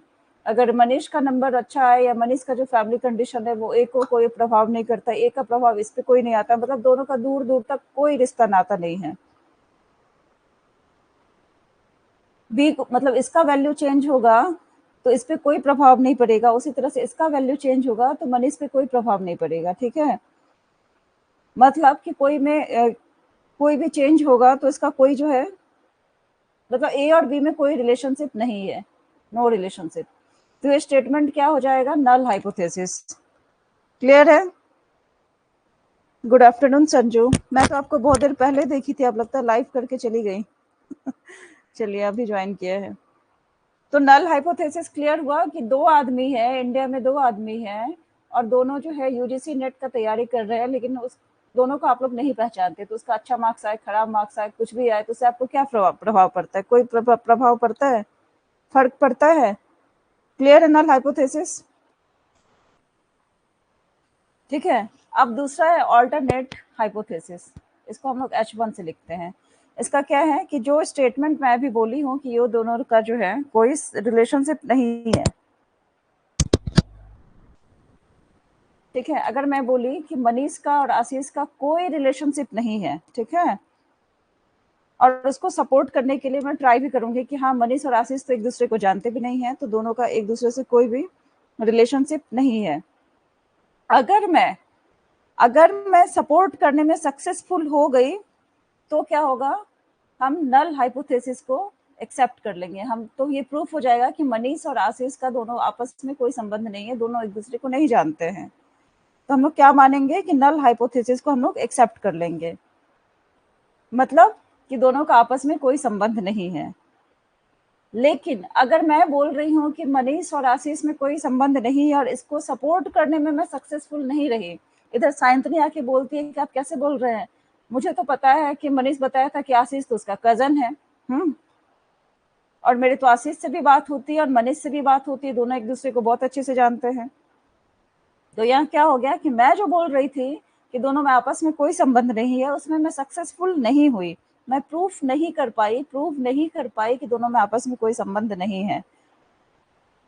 तो इसका ऑल्टरनेट मेरे पास क्या होगा कि ये दोनों में क्या, मनीष और आशीष में जो है कोई ना कोई रिलेशनशिप है। तो इसमें हम क्या करेंगे, जो नल हाइपोथेसिस है कि कोई संबंध नहीं है, उसको रिजेक्ट करके हम लोग क्या बोलेंगे, ऑल्टरनेट हाइपोथेसिस को वहां पे मानेंगे ना। क्लियर है? इससे अच्छा एग्जाम्पल कुछ नहीं हो सकता है। क्लियर है? बताओ जल्दी बोलो, क्लियर है? जल्दी बोलो, उसके बाद मुझे आप लोगों को आगे बताना है। ये मैं पहले भी आप लोगों को बता चुकी थी, नल हाइपोथेसिस और ऑल्टरनेट हाइपोथेसिस, अभी फिर से रिपीट क्यों? क्लियर? यस मैम क्लियर है। चलो सायंतनी का क्लियर है? दोनों हाइपोथेसिस क्लियर हो गया। अब कहानी सुनो, ठीक है? अब कहानी में सुनाती हूँ कि एक हम लोग बचपन में कहानी सुने थे कि एक जो है सो लड़का था, वो जंगल में, मैम आज नेटवर्क इशू आ रहे हैं, मतलब मेरे साइड से है या आपके साइड से है? चलिए देखते हैं फिर हम लोग। तो एक बचपन में हम लोग स्टोरी सुने थे, कौन सा था, एक भेड़िया वाला, एक लड़का का, एग्जैक्टली मुझे याद नहीं है पॉइंट टू पॉइंट, लेकिन मैं बता रही हूँ। ओके, तो उसमें क्या है कि अभी क्लियर आ रही है आवाज? मैं बता रही हूँ। हाँ चलिए। तो एक लड़का था, वो जंगल में, मतलब वो शायद बकरियां चराने या कुछ चराने जाता था, तो बैठा हुआ था, गाय चराने शायद जाता था, ऐसा कुछ था स्टोरी। तो जंगल, लग रहा है मेरे साइड से। अच्छा चलिए देखते हैं, हम लोग कंटिन्यू करते हैं, क्लियर हो जाएगा किधर से क्या प्रॉब्लम है। तो एक लड़का है, सपोज करो कि एक लड़का है, ठीक है, ये आशीष ही है, इसको नहीं जानता है संजू। तो ये आशीष एक लड़का है, सपोज किया इसके हाथ पैर है जो भी है, तो इसके पास बहुत सारी गाय है। हाँ, अब गाय को मैं सी से ही इंडिकेट करूंगी, मुझे बनाने नहीं आता है उतना। इसके पास 10-12 गाय है, सबको लेके ये जंगल में चराने गया है। अब चराने गया है, उसके बाद गाय तो चल रही है, घास खा रही है। तो गाय जो चढ़ रही है उसके बाद, लेकिन मेरे में तो क्लियर आ रहा है, मेरे पास भी ऐप का है। एक बार स्टॉप हुआ था। वॉइस स्टॉप हो रहा है क्या? आवाज क्लियर है?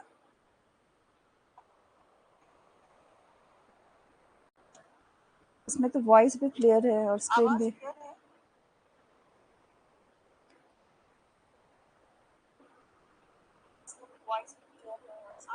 चलिए कंटिन्यू करते हैं, कुछ प्रॉब्लम होगा तो आगे हम लोग देखेंगे। ये आशीष है, मनीष का दूर का कजन, जो हम लोगों को पता चला। ऑल्टरनेट हाइपोथेसिस, अच्छा इसको मत ही मानो। आशीष नहीं, इसको कुछ और नाम दे दो, नहीं तो कंफ्यूज हो जाएगा। मनीष, आशीष, और उम, इसका नाम रख दो अभिज्ञान, ठीक है? ये अभिज्ञान है, ये अभिज्ञान है। वो 12 गाय को, वॉइस में प्रॉब्लम है, इधर तो वॉइस क्लियर आ रही है। चलिए कंटिन्यू कीजिए। हाँ, ये अभिज्ञान है। और ये जो है, ये 10-12 गाय को चराने के लिए, या बहुत सारी, जो भी सपोज करो उसके पास 12 या 15 गाय है, 15 गाय है, उसको चराने का काम इसका है। तो ले गया इसको, अब पहाड़ पे या दूर कहीं ले गया, एक गाँव में ले गया जहाँ बहुत सारी हरियाली थी। तो यहाँ पे गाय सबको छोड़ दिया, सब गाय चल रही है और यहाँ एक पत्थर पे बैठा हुआ है। अब पत्थर पे बैठा, इसको कोई काम धंधा है नहीं, अब गाय चराओ क्या करो, तो सोच रहा है मैं टाइम पास कैसे करूँ, कुछ तो करना होगा ऐसे। तो ये क्या किया कि सोचा मैं थोड़ा मजे लेता हूँ। तो क्या मजे लेता हूँ, तो ये अचानक से जोर जोर से चिल्लाने लगा कि भेड़िया आया, भेड़िया आया, ठीक है? तो ये जब जोर जोर से चिल्लाने लगा भेड़िया आया, भेड़िया आया, तो क्या हुआ कि आसपास के जितने भी लोग थे, गांव वाले, सब दौड़ दौड़ के डंडे लेके अपने घर से आए। तो उनको लगा कि सच में भेड़िया आ गया है। तो डंडा लेके जो आए वापस, तो देखते हैं, फिर से पूछे कहाँ है भेड़िया, तो ये बोलता है मैं तो मजाक कर रहा था। तो फिर वो लोग सब चिढ़ के चले गए कि ये क्या मजाक करने का तरीका है। ऐसे वो डेली करता था, 2-3 दिन ऐसे किया, भेड़िया आया, भेड़िया आया, झूठ मूठ कर चिल्लाता था। और सब लोग अपने खेत से, घर से दौड़ दौड़ के डंडे लेके आते थे कि भेड़िया घुस गया है गाँव में, उसको भगाने के लिए। तो उसके बाद सब आते थे। जब इसके पास इसकी मदद के लिए पहुंचते थे, तो ये बोलता था मैं तो मजाक कर रहा हूँ। ऐसा 3-4 बार किया। उसके बाद क्या हुआ कि एक दिन सच में भेड़िया आ गया। कहते हैं ना, हर चीज रिपीट नहीं करना चाहिए, वैसे देखो एक दिन सच में भेड़िया आ गया। अब ये क्या है कि अब ये चिल्ला रहा है भेड़िया आया, भेड़िया आया, भेड़िया आया, खूब हाथ पैर मार मार के चिल्ला रहा है, खूब चिल्ला रहा है। अब गांव वाले ऐसा नहीं कि सुनने रहे हैं, सब गांव वाले सुन रहे हैं, लेकिन क्या हो रहा है कि ये जबकि ऐसा 2-3 बार कर चुका है, तो सब बोल रहे हैं कि ये तो बस ऐसे ही करता है, झूठ बोलता है। तो कोई भी वहां पे नहीं आया उसकी मदद के लिए। और उस टाइम उस केस में क्या था कि वहां भेड़िया था। तो ये अभिषेक के पास क्या हो गया कि भेड़िया उसको उठा के लेके चला गया। ठीक है, तो ये स्टोरी है। ये स्टोरी तो याद है सबको, क्लियर है यहाँ तक? कि जब भेड़िया नहीं था तो वो चिल्लाता था कि भेड़िया है, और जब भेड़िया आया तो सही में कोई हेल्प के लिए उसका नहीं आया। यहाँ तक क्लियर है?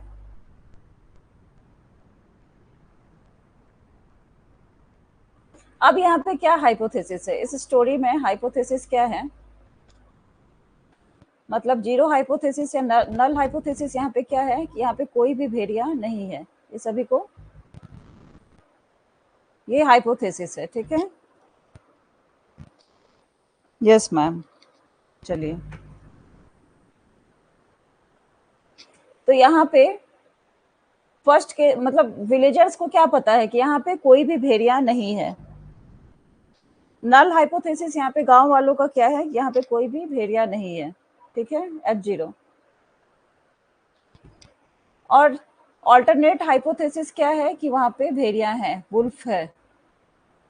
ये हो गया H1 ऑल्टरनेट हाइपोथेसिस, ठीक है? अब क्या हुआ,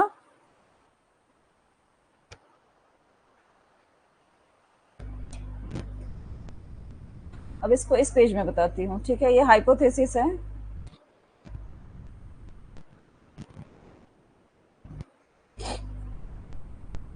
ये हाइपोथेसिस है, क्या है कि जीरो हाइपोथेसिस मतलब है कि वुल्फ नहीं है, भेड़िया नहीं है। और ऑल्टरनेट हाइपोथेसिस क्या है कि वहां पे भेड़िया है। ओके, एंड राइटिंग समझ आ रही है आप लोगों को? ठीक है मैम। हाँ, अब क्या है, कंक्लूजन में क्या आएगा?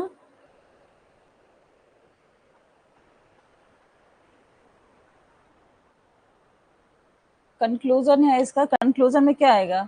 मतलब अगर भेड़िया नहीं रहेगा तो बैठो, रिलैक्स करो, है ना। नो वुल्फ मतलब रिलैक्स, और वुल्फ मतलब अगर भेड़िया रहेगा तो क्या होता है कि उसकी मदद के लिए जाना होगा आपको, है ना, हेल्प के लिए जाना होगा। तो ये दो टेबल बनाएंगे हम लोग। अब क्या है, इसको कैसे दोनों को एनालाइज करेंगे देखते हैं। समझ आ रहा है मैम, ठीक है। हाँ हाँ, भेड़िया आ गया, भागो। चलिए,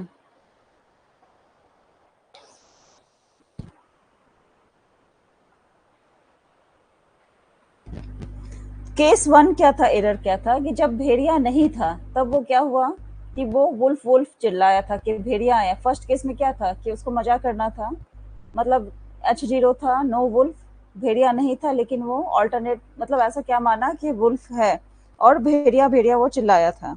ठीक है, तो इसमें फर्स्ट एरर क्या होगा,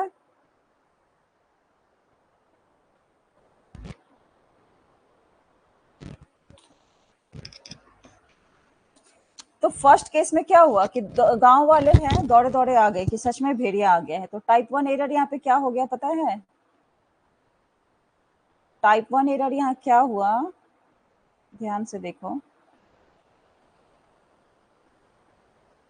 कि वो नल हाइपोथेसिस था, वहां भेड़िया नहीं था, लेकिन उन्होंने उन्होंने क्या हुआ कि भेड़िया समझ के वो लोग दौड़ के आए और उन्होंने फॉल्सली रिजेक्टेड ए ट्रू नल हाइपोथेसिस। यहाँ पे नल हाइपोथेसिस है वो सही था कि भेड़िया नहीं था, उसको रिजेक्ट कर दिया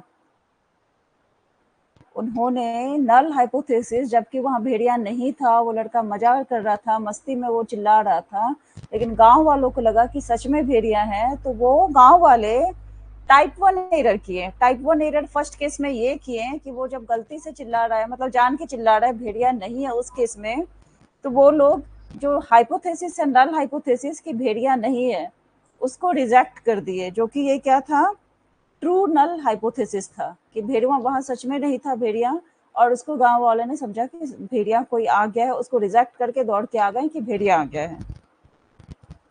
तो ये टाइप 1 एरर, इसको क्या दूसरा और नाम है, फॉल्स पॉजिटिव। इन्होंने इसे क्या किया, फॉल्सली रिजेक्ट कर दिया। ठीक है, इसको रिजेक्ट कर दिया गलती से, जो कि ट्रू था।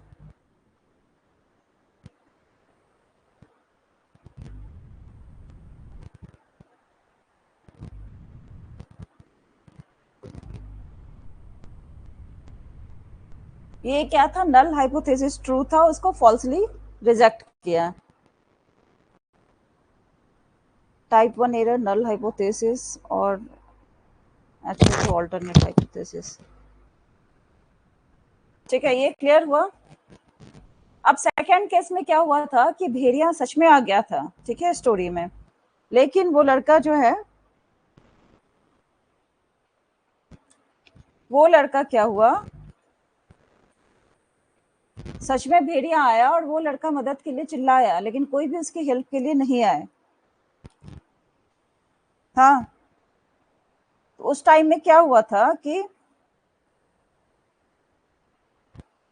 उस टाइम में क्या हुआ कि नल हाइपोथेसिस को उन्होंने, जो फॉल्स है, मतलब इस टाइम में क्या था, जब वो लोग फर्स्ट केस में आए तो नल हाइपोथेसिस की वुल्फ नहीं है, उसको उन्होंने रिजेक्ट कर दिया था, कि जो कि ट्रू नल हाइपोथेसिस था, तो उसको उन्होंने फॉल्स पॉजिटिव बना दिया कि नहीं वुल्फ जो है सो है। लेकिन सेकंड केस में सच में भेड़िया आ गया, उस केस में उन्होंने क्या किया कि उसको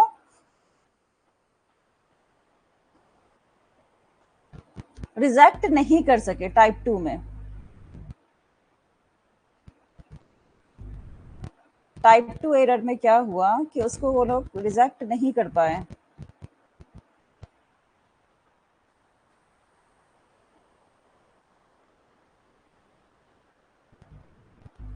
कि ये सच बोल रहा है, और उसके बाद वो लोग अपने घर में ही रह गए कि ये ऐसे सच नहीं बोल रहा है, झूठ बोल रहा है, जो भी है। और उन्होंने दूसरा एरर किया, टाइप 2 एरर किया, और उसमें उसमें उन्होंने जो फॉल्स नल हाइपोथेसिस है ना कि भेड़िया नहीं है, ऐसा गांव वाले सोच रहे हैं, जबकि ये फर्स्ट केस में ट्रू था। इसको मैं एक बार फिर से रिपीट कर दूंगी। लेकिन उन्होंने टाइप 2 एरर, मतलब उसमें क्या क्या सेकंड केस में समझा कि ये क्या है, कि फॉल्स नल हाइपोथेसिस है। ठीक है, तो ये टाइप 2 एरर क्या हो गया, ये सही में था लेकिन उसको एरर समझा, दैट इज फॉल्स नेगेटिव।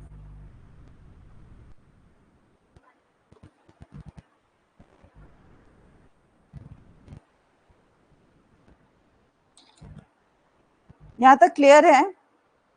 एक बार फिर से बताती हूँ। एक लड़का है, ये अभिषेक, ठीक है, अब केस 2 ही लेंगे तब समझ आएगा। ये अभिषेक है, इसके पास 15 गाय है। हाँ, इसको गाय चराने का काम मिला है। ये गया है खेत में, एक गांव में गया, और बहुत घना जंगल था, वहां पे छोड़ दिया गाय सबको, और गाय सब चढ़ने लगी, और ये अपना बैठा हुआ था।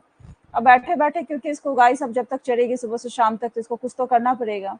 तो ये सोचा कि थोड़ा मैं मजाक करूं सबसे। तो ये मस्ती में क्या किया, अचानक से चिल्लाने लगा, भेड़िया आया, भेड़िया आया, भेड़िया आया। ठीक है, लेकिन इस केस में क्या था कि वहां भेड़िया कुछ नहीं था, वो झूठ बोल रहा है। यहाँ पे नल हाइपोथेसिस जो है, नो वुल्फ।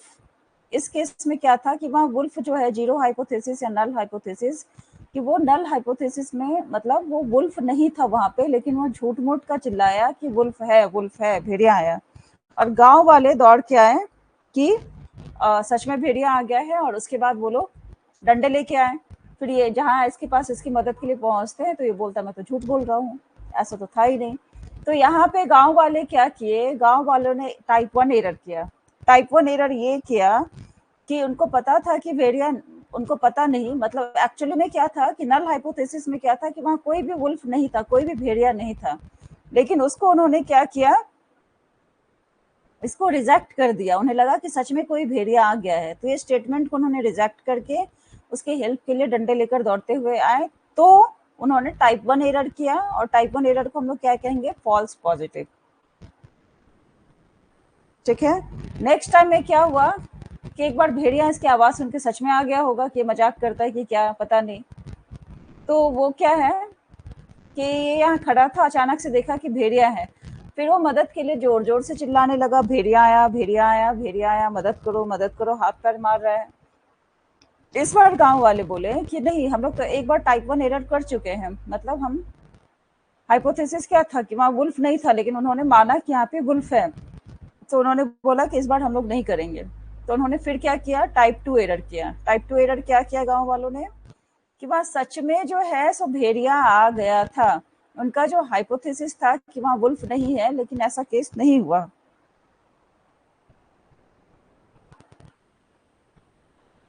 तो यहाँ पे क्या हुआ, उन्होंने फॉल्स नल पॉजिटिव, जो नल हाइपोथेसिस है, फॉल्स नल हाइपोथेसिस, उसको जो है रिजेक्ट किया, fail to reject false null hypothesis. और उसके बाद क्या हुआ, ये क्या बन गया, फॉल्स नेगेटिव। क्लियर है यहाँ तक?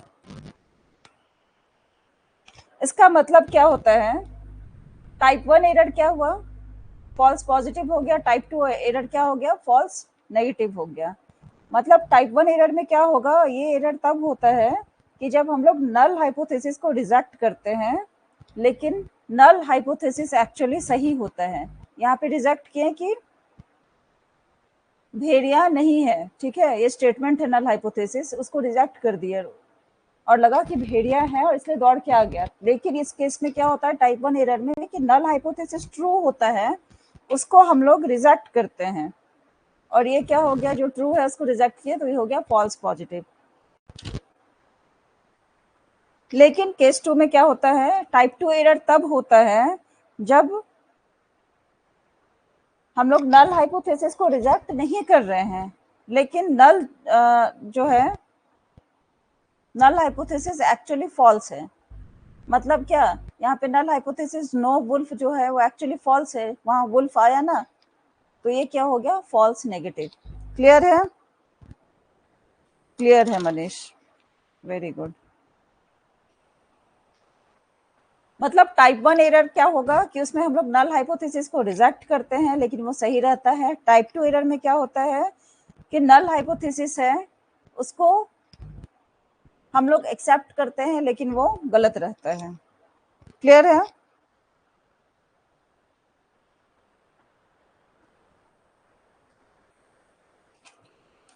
और एग्जाम्पल बताऊं इसका? टाइप 1 एरर का और बताती हूँ। मान लो कि एक अंधेरी रात है, ठीक है, और आप जा रहे हो रास्ते में, सुनसान रास्ता है, ठीक है, सुनसान रास्ता है और आप इस रास्ते से क्रॉस करके जा रहे हो।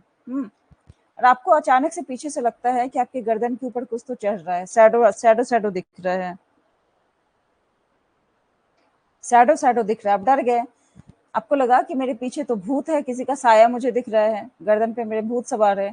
लेकिन बाद में आप मुड़ के देखते हैं तो आपको पता चलता है कि वो तो पेड़ यहाँ पे एक है बड़ा सा, उसका शैडो आपके गर्दन पे आ रहा है। ठीक है, मतलब एक गलत गलत नजरिया होता है कि किसी व्यक्ति को आरोपी मान लेते हैं लेकिन जिस उसके खिलाफ कोई सबूत रहता ही नहीं है। ये है टाइप 1 एरर। और एक एग्जाम्पल बताती हूँ, चलिए। क्या हुआ कि एक दिन साइंतनी खाना बना रही थी।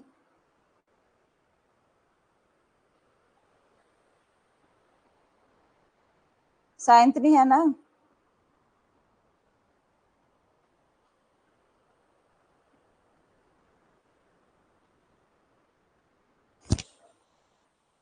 तो खाना जो बना रही थी, कहाँ गई शांतनी? टाइप 1 एरर एंजॉय है। चलिए, हाँ। तो उसके घर में क्या है कि उसके किचन में या उसके घर में फायर अलार्म लगा हुआ है, किचन में। अभी जो मॉड्यूलर किचन है, अभी जो ये जो भी घर बनता है, बिल्डिंग, सब बड़े बड़े बिल्डिंग बनते हैं तो उसमें अलार्म लगा रहता है सभी जगह, फायर अलार्म।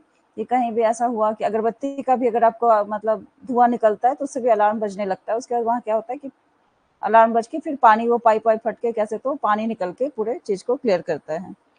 तो साइंतनी अपने घर में थी और उसके भी घर में अलार्म लगा हुआ है, फायर अलार्म लगा हुआ है। ठीक है, स्मोक अलार्म है किचन में लगा हुआ। फायर अलार्म तो है ही, किचन में स्मोक अलार्म है क्योंकि किचन में भी आग लगने का बहुत खतरा होता है। तो साइंतनी पराठा सेक रही है। अब पराठा सेक रही है तो एकदम पराठा सेक ऐसा रही है कि उससे बहुत सारा धुआं निकल रहा है और इतना सारा धुआं निकला कि किचन में जो है स्मोक अलार्म वो बजने लगा। तो यहाँ पे क्या हुआ कि वास्तविक में क्या हुआ कि आग का कोई खतरा नहीं है, आग नहीं लगी है, लेकिन स्मोक अलार्म को क्या लगा कि स्मोक अलार्म को गलती से लगा कि यहाँ पे आग लग गई है, पराठा सेक रही है, उसका जो धुआं निकल रहा है उसको देख के अलार्म, स्मोक अलार्म को लगा कि आग लग गई है और अलार्म बज जाता है। इसका मतलब क्या है कि स्मोक अलार्म यहाँ पे क्या है, टाइप 1 एरर है ये, क्योंकि स्मोक अलार्म ने गलती से आग की स्थिति का संकेत दिया जबकि वास्तव में कोई आग नहीं लगी थी। क्लियर है? जब आग लगती है तभी स्मोक अलार्म बजता है ना। ये हो गया टाइप 1 एरर।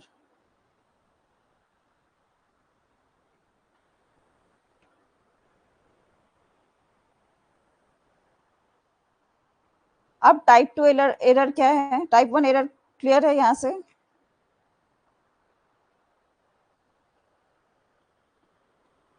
पराठा सीख रही थी क्या साइंतनी आप? Yes ma'am, I am here. Type 1 clear है, ठीक है। अब टाइप 2 बता रही हूँ। टाइप 2 में क्या हो जाएगा? अब साइंतनी जो है उसका किचन है, उसमें क्या हुआ कि स्मोक स्मोक अलार्म उसमें भी लगा हुआ है जिसका उद्देश्य है, टाइप 2 की बात करें, अभी टाइप 1 भूल जाओ आप लोग, ठीक है। तो स्मोक अलार्म क्यों लगता है कि उसका उद्देश्य होता है कि आग लगी है कि नहीं, आग की स्थिति को सचेत करना है कि कहीं आग लग गया तो वो अलार्म बजने लगता है।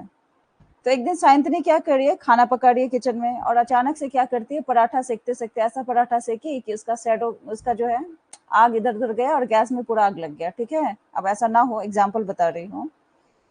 अचानक से आग लग जाती है लेकिन स्मोक अलार्म नहीं बजता है। इस स्थिति में क्या होता है कि आग की स्थिति का संकेत नहीं मिलता है, जबकि वास्तव में आग लग रही होती है ना। तो स्मोक अलार्म यहाँ पे क्या मिस्टेक किया, टाइप 2 मिस्टेक किया कि वो वहां पे आग सच में लगी है और वो आग जो है वो अलार्म बजा ही नहीं, उसको लगा कैसे पराठा सेक रही है, उसका धुआं है, और वो गलत स्थिति का पता नहीं लगा पाया, जबकि वास्तव में वहां आग लगी थी। तो that is type 2 error. Hopefully आप लोगों को समझ आ गया होगा, क्लियर होगा, अब इसमें कोई डाउट नहीं हो सकता है।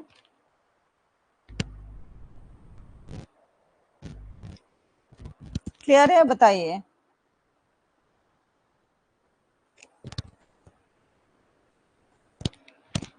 क्लियर है,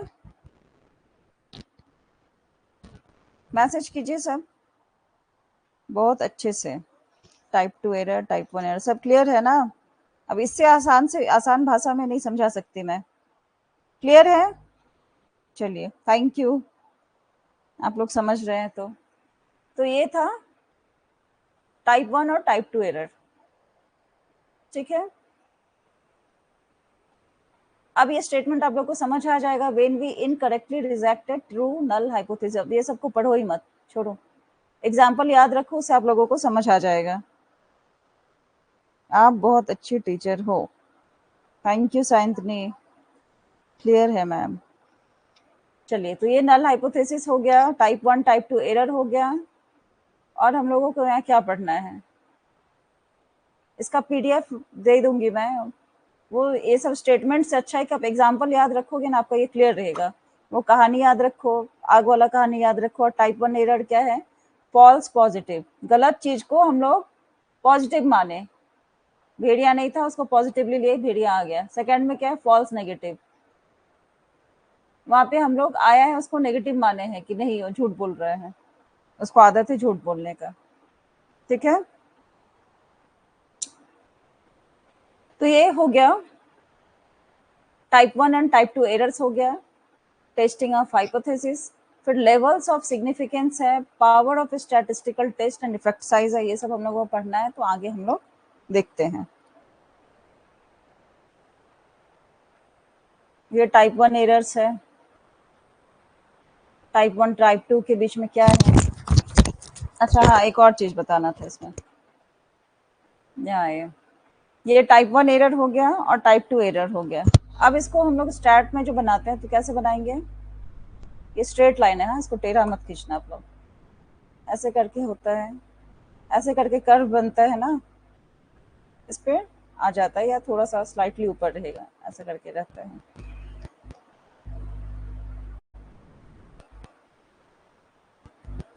तो यहाँ वाला जो है, इसको हम लोग अल्फा से इंडिकेट करेंगे, ठीक है। ये क्या है, नल हाइपोथेसिस डिस्ट्रीब्यूशन है,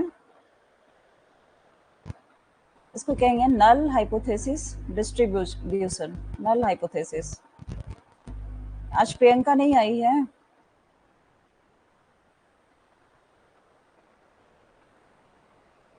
गीता भी बहुत टाइम से नहीं आ रही है ना। डिस्ट्रीब्यूशन,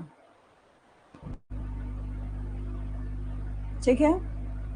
और क्या है, ये जो है अल्फा जिसको हम लोग लिखे हैं, ये अल्फा क्या है, टाइप 1 एरर रेट है, ठीक है। This is type 1 error rate,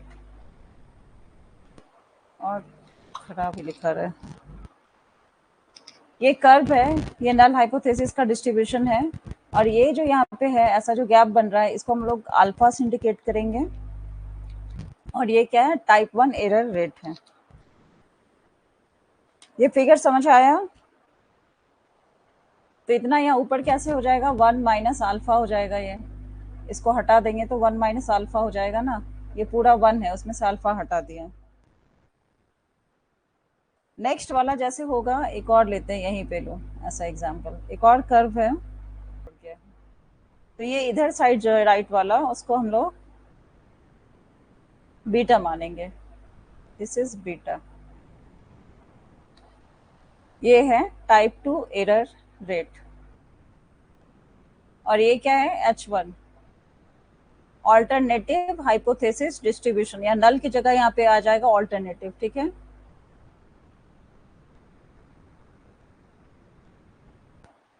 alternative hypothesis, okay. अब ये जो है पूरा 1 है, उसमें से ये बीटा चला जाएगा तो क्या होगा, स्टैट पावर क्या होगा, स्टैटिस्टिकल पावर SP, वो हो जाएगा 1 माइनस बीटा, इसका वैल्यू ये है स्टैटिस्टिकल पावर। क्लियर है ये दोनों डायग्राम? यहां तक क्लियर है? आप लोगों ने बनाया? अब इसको नेक्स्ट पेज में हम लोग बनाते हैं, ब्लैंक पेज यहाँ पे है। चलिए अब इस दोनों को कंबाइन बनाते हैं। कंबाइन कैसे बनाएंगे, दो कर्व बनाएंगे, एक ऐसा और फिर एक, दोनों को कंबाइन करेंगे। यहाँ देखिए ये है, इसके ऊपर जाके इसको रख देंगे, इसके ऊपर बगल में यहाँ पे रखेंगे तो क्या होगा, ये है इसके बगल में ऐसे रखेंगे बीटा वाले को, तो यहाँ से ही बन जाएगा ना, यहाँ से बनेगा ऐसे, इसी में समझ लीजिए अगर नहीं आगे समझना है तो ये अल्फा यहाँ आ गया और ये जो बीटा है ये इस साइड आ गया, बीटा इस साइड आ गया ना, और ये 1 माइनस अल्फा है और ये 1 माइनस बीटा हो जाएगा। इसको एक के ऊपर रख देंगे तो मतलब 1 माइनस अल्फा और इधर जो बीटा आ रहा है ये क्या हो जाएगा, टाइप 2 एरर यहाँ पे हो जाएगा, बीटा का टाइप 2 एरर हो जाएगा, जहाँ भी बीटा आया रेट, और जहाँ पे अल्फा लिखा है वो टाइप 1 एरर रेट हो जाएगा। इस दोनों को कंबाइन करने के बाद ऐसा होगा।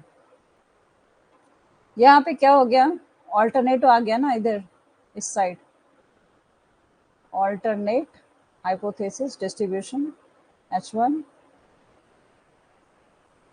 और ये जो है अल्फा है इस साइड हो जाएगा नल हाइपोथेसिस डिस्ट्रीब्यूशन H0,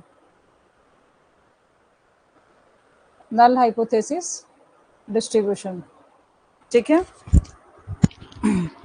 तो ये इसका डायग्राम बनता है। एक के ऊपर एक रखने से, अब देखना पहले मैं क्या बताई कि एक बनाया यहाँ पे, तो इसका राइट साइड में अल्फा आएगा एरर, ये पूरा नल हाइपोथेसिस है, 1 है, वो दोनों का पूरा का वैल्यू क्या है, ये कर्व का वैल्यू 1 है, और इसमें से अल्फा हटा देंगे, इतना माइनस कर देंगे, इतना को आप हाइड कर दो तो क्या बचा पार्ट, यहाँ से लेके यहाँ तक का पार्ट बचा, तो ये क्या हो जाएगा, 1 में से इस पार्ट को हटा देंगे तो इस पार्ट का वैल्यू आ जाएगा 1 माइनस अल्फा। उसी तरह से टाइप 2 में क्या हो जाएगा कि ये जो है लेफ्ट साइड वाला वो बीटा होता है और ये पूरा 1 होता है, तो इस पार्ट को हटा देंगे तो क्या हो जाएगा 1 माइनस बीटा। तो कंबाइंड ये वाला इसका डायग्राम है, इसको और आगे हम लोग देखेंगे।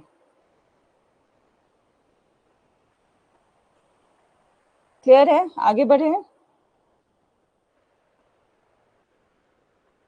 ये देखो यहाँ पे है ना, वही एक जो बताई हूँ मैं, वही वाला ये फिगर है, ये नल हाइपोथेसिस है, यहाँ पे टाइप 1 एरर है रेड वाला जो इंडिकेट कर रहे हैं, और ये ऑल्टरनेट जो हाइपोथेसिस है उसको इसके ऊपर रखें तो ये क्या हो गया, टाइप 2 एरर इस साइड आ गया। आप लोगों का कुछ रिप्लाई नहीं आ रहे हैं, लाइव है ना सब?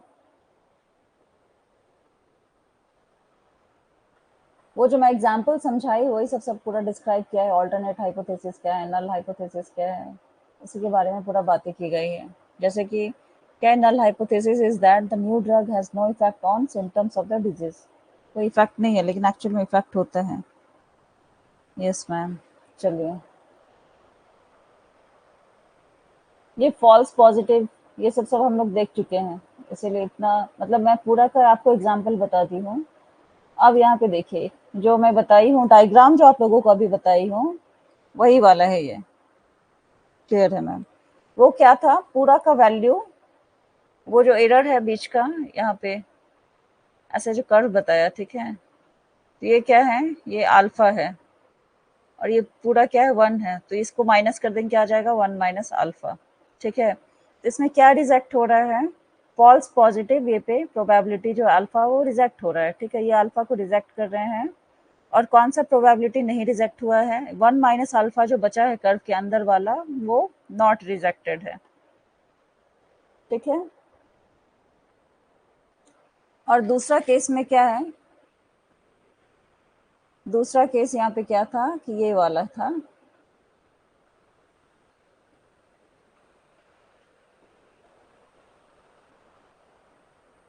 ऐसे जा रहा है ना, ठीक है। इस साइड इसका क्या है, यहाँ पे इसको सपोज किए थे कि बीटा है ये, और पूरा पार्ट का वैल्यू 1 है, तो इसमें से बीटा जो हट जाएगा तो 1 माइनस बीटा बनेगा। तो टाइप 2 एरर क्या है, क्या रिजेक्ट नहीं हुआ था, फॉल्स नेगेटिव, क्या प्रोबेबिलिटी वो बीटा का आता है, और यहाँ पे क्या है, करेक्ट डिसीजन क्या था, 1 minus beta, probability 1 minus beta, मतलब जो फॉल्स नेगेटिव था उसको हटा देंगे तो ट्रू पॉजिटिव आएगा। वो जो डंडा लेके नहीं गया, उस लोगों को लगा कि भेड़िया सच में नहीं आया है, ये मजाक कर रहा है, अगर उस चीज को हटा देंगे तो सच में बच जाता। 1 माइनस बीटा को ट्रू इवेंट से ना positive probability. No internet connectivity ma'am, मेरे में बार बार लिख के आ रहा है। आपकी साइड से कोई प्रॉब्लम होगा, क्योंकि लाइव सेशन जो है मैं भी अपने मोबाइल में रखी हूँ ऑन, और उसमें मुझे स्क्रीन दिख रहा है, तो उससे मैं क्लियर रहती हूँ कि आप लोगों को स्क्रीन आ रहा है कि नहीं आ रहा है, आवाज आ रही है कि नहीं। स्क्रीन दिख रहा है तो उससे मैं क्लियर रहती हूँ। इसमें तो पूरा स्टार्टिंग में एक बार एस के आ गया था, मतलब जो स्क्रीन हटता है तो एस के आ जाता है लिख के, ऐसा कुछ, लेकिन उसके बाद फिर तो ऐसा नहीं हुआ है। आप आपके साइड में कुछ इशू है क्या Manish, no internet connectivity. Yes ma'am, शायद मेरे साइड से ही है। हम्म, हाँ हो सकता है, कोई बात नहीं, रिकॉर्डेड में फिर दिख जाएगा। ये क्लियर है ना आपको, ये क्लियर है, ये क्लियर है टेबल। फॉल्स पॉजिटिव प्रोबेबिलिटी क्या था, अल्फा, और उसमें जो है ट्रू नेगेटिव क्या था, 1 माइनस अल्फा। डंडा लेके आया मारने के लिए कि भेड़िया आया है, जबकि वो झूठ बोल रहा था, सब गलती से आ गए, तो फॉल्स पॉजिटिव हो गया था। लेकिन वो जो नहीं आता, मतलब 1 माइनस, वो जो पर्टिकुलर जो इवेंट है उसको माइनस कर देते, तो क्या है, ट्रू नेगेटिव प्रोबेबिलिटी ये आता, 1 माइनस अल्फा। Continue ma'am. ठीक इसी तरह से क्या है कि फॉल्स नेगेटिव प्रोबेबिलिटी बीटा है। अब यहाँ से आप याद कर लो, फॉल्स पॉजिटिव क्या है, अल्फा, फॉल्स नेगेटिव है बीटा, प्रोबेबिलिटी, ठीक है। ट्रू नेगेटिव क्या है, फॉल्स पॉजिटिव है तो उसको, इसका जस्ट अपोजिट होगा, फॉल्स का ट्रू होगा, पॉजिटिव का नेगेटिव होगा, एक के केस में। वो क्या है, 1 माइनस अल्फा। उसी तरह से यहाँ पे क्या है, फॉल्स का ट्रू हो जाएगा, नेगेटिव का पॉजिटिव हो जाएगा प्रोबेबिलिटी, तो बीटा का क्या हो जाएगा, 1 माइनस बीटा। तो होपफुली आप लोगों को समझ आ गया है, ठीक है। इसके इस चीज को ध्यान में रख के जो रिसर्च किया जाता है वहां पे इसका यूज होता है, वो आगे आप लोगों को और समझ आ जाएगा, ठीक है। इस चार्ट को ध्यान रखिए, ये वाला जो है डायग्राम उसको ध्यान रखिए, और टाइप 1 टाइप 2 एरर को ध्यान में रखिए। अब देखिए, जैसे यहाँ पे देखिए, a type 1 error means rejecting the null hypothesis when it is actually true. Null hypothesis को रिजेक्ट करते हैं ना टाइप 1 एरर में, जबकि वो सही होता है कि कोई भेड़िया नहीं है, लेकिन उसको रिजेक्ट कर देते हैं। It means concluding that, yes ma'am ठीक है, ओके, हाँ ma'am. It means concluding that results are statistically significant when in reality they came out purely by chance or because of unrelated factors. By chance आते हैं, कैसे आते हैं, संयोग से आए या असंबंधित कारकों की आते हैं। अच्छा, ये वाला क्वेश्चन यहाँ का है, the significance level is usually set at 0.05 और 5%। जैसे ही आपका दिखाएगा ना कि एरर किसी में है 0.05, तो कितना परसेंट का एरर है, ठीक है।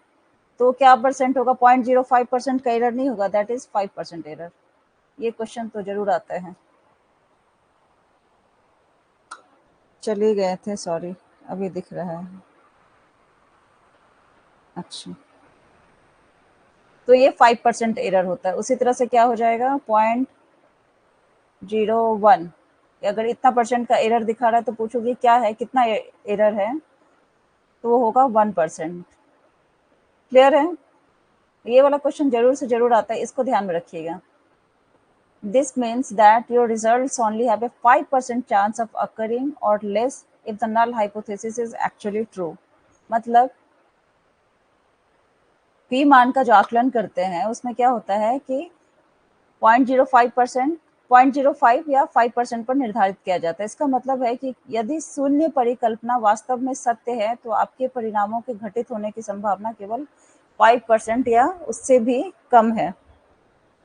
अगर नल हाइपोथेसिस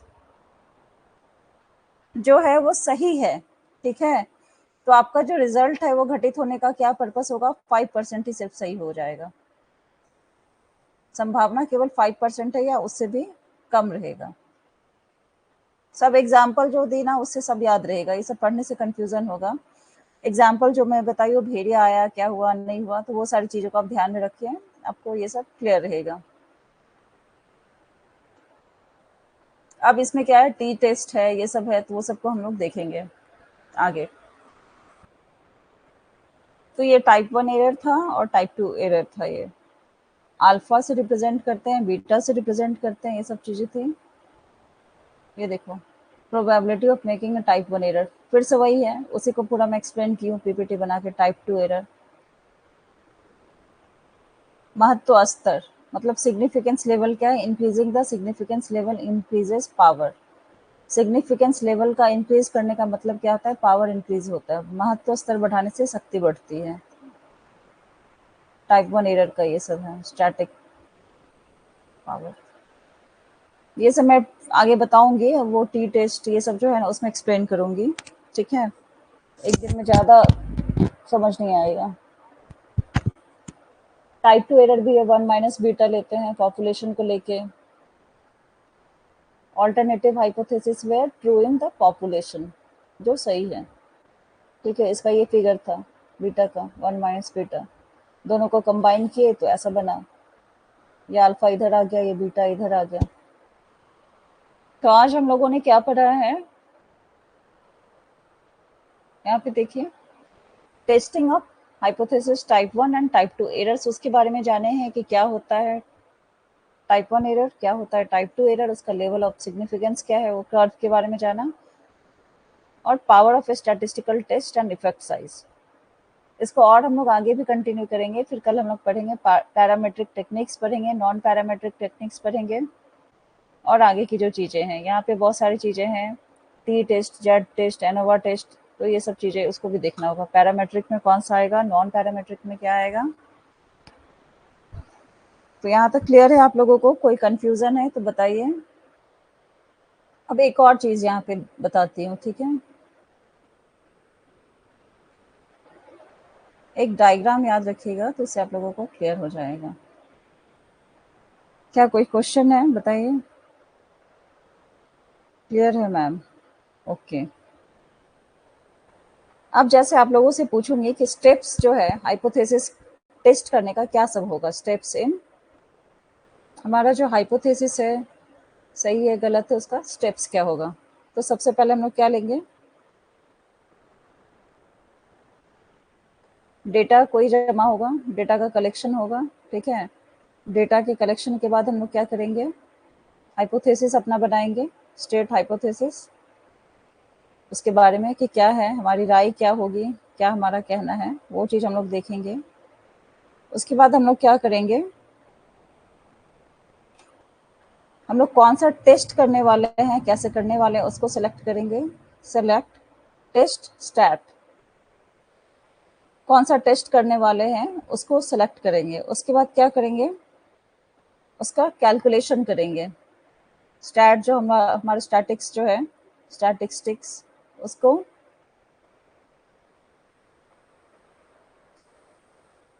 कैलकुलेट करेंगे। कैसे कैलकुलेट करेंगे, बहुत सारे मेथड्स हैं।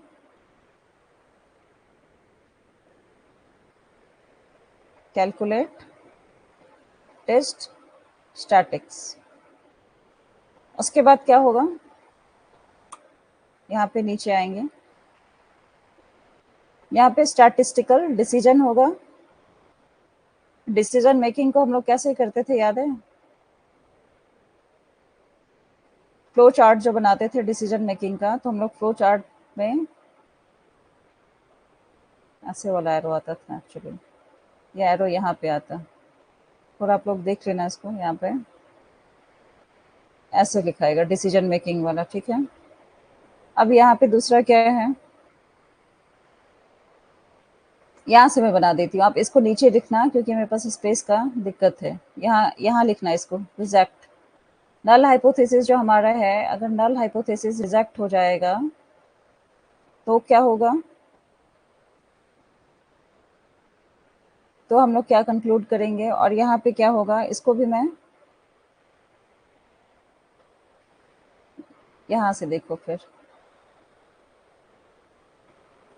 यहाँ पे भी होगा कि अगर नल हाइपोथेसिस हमारा रिजेक्ट नहीं हुआ, रिजेक्ट उसको नहीं किए, तो क्या होगा,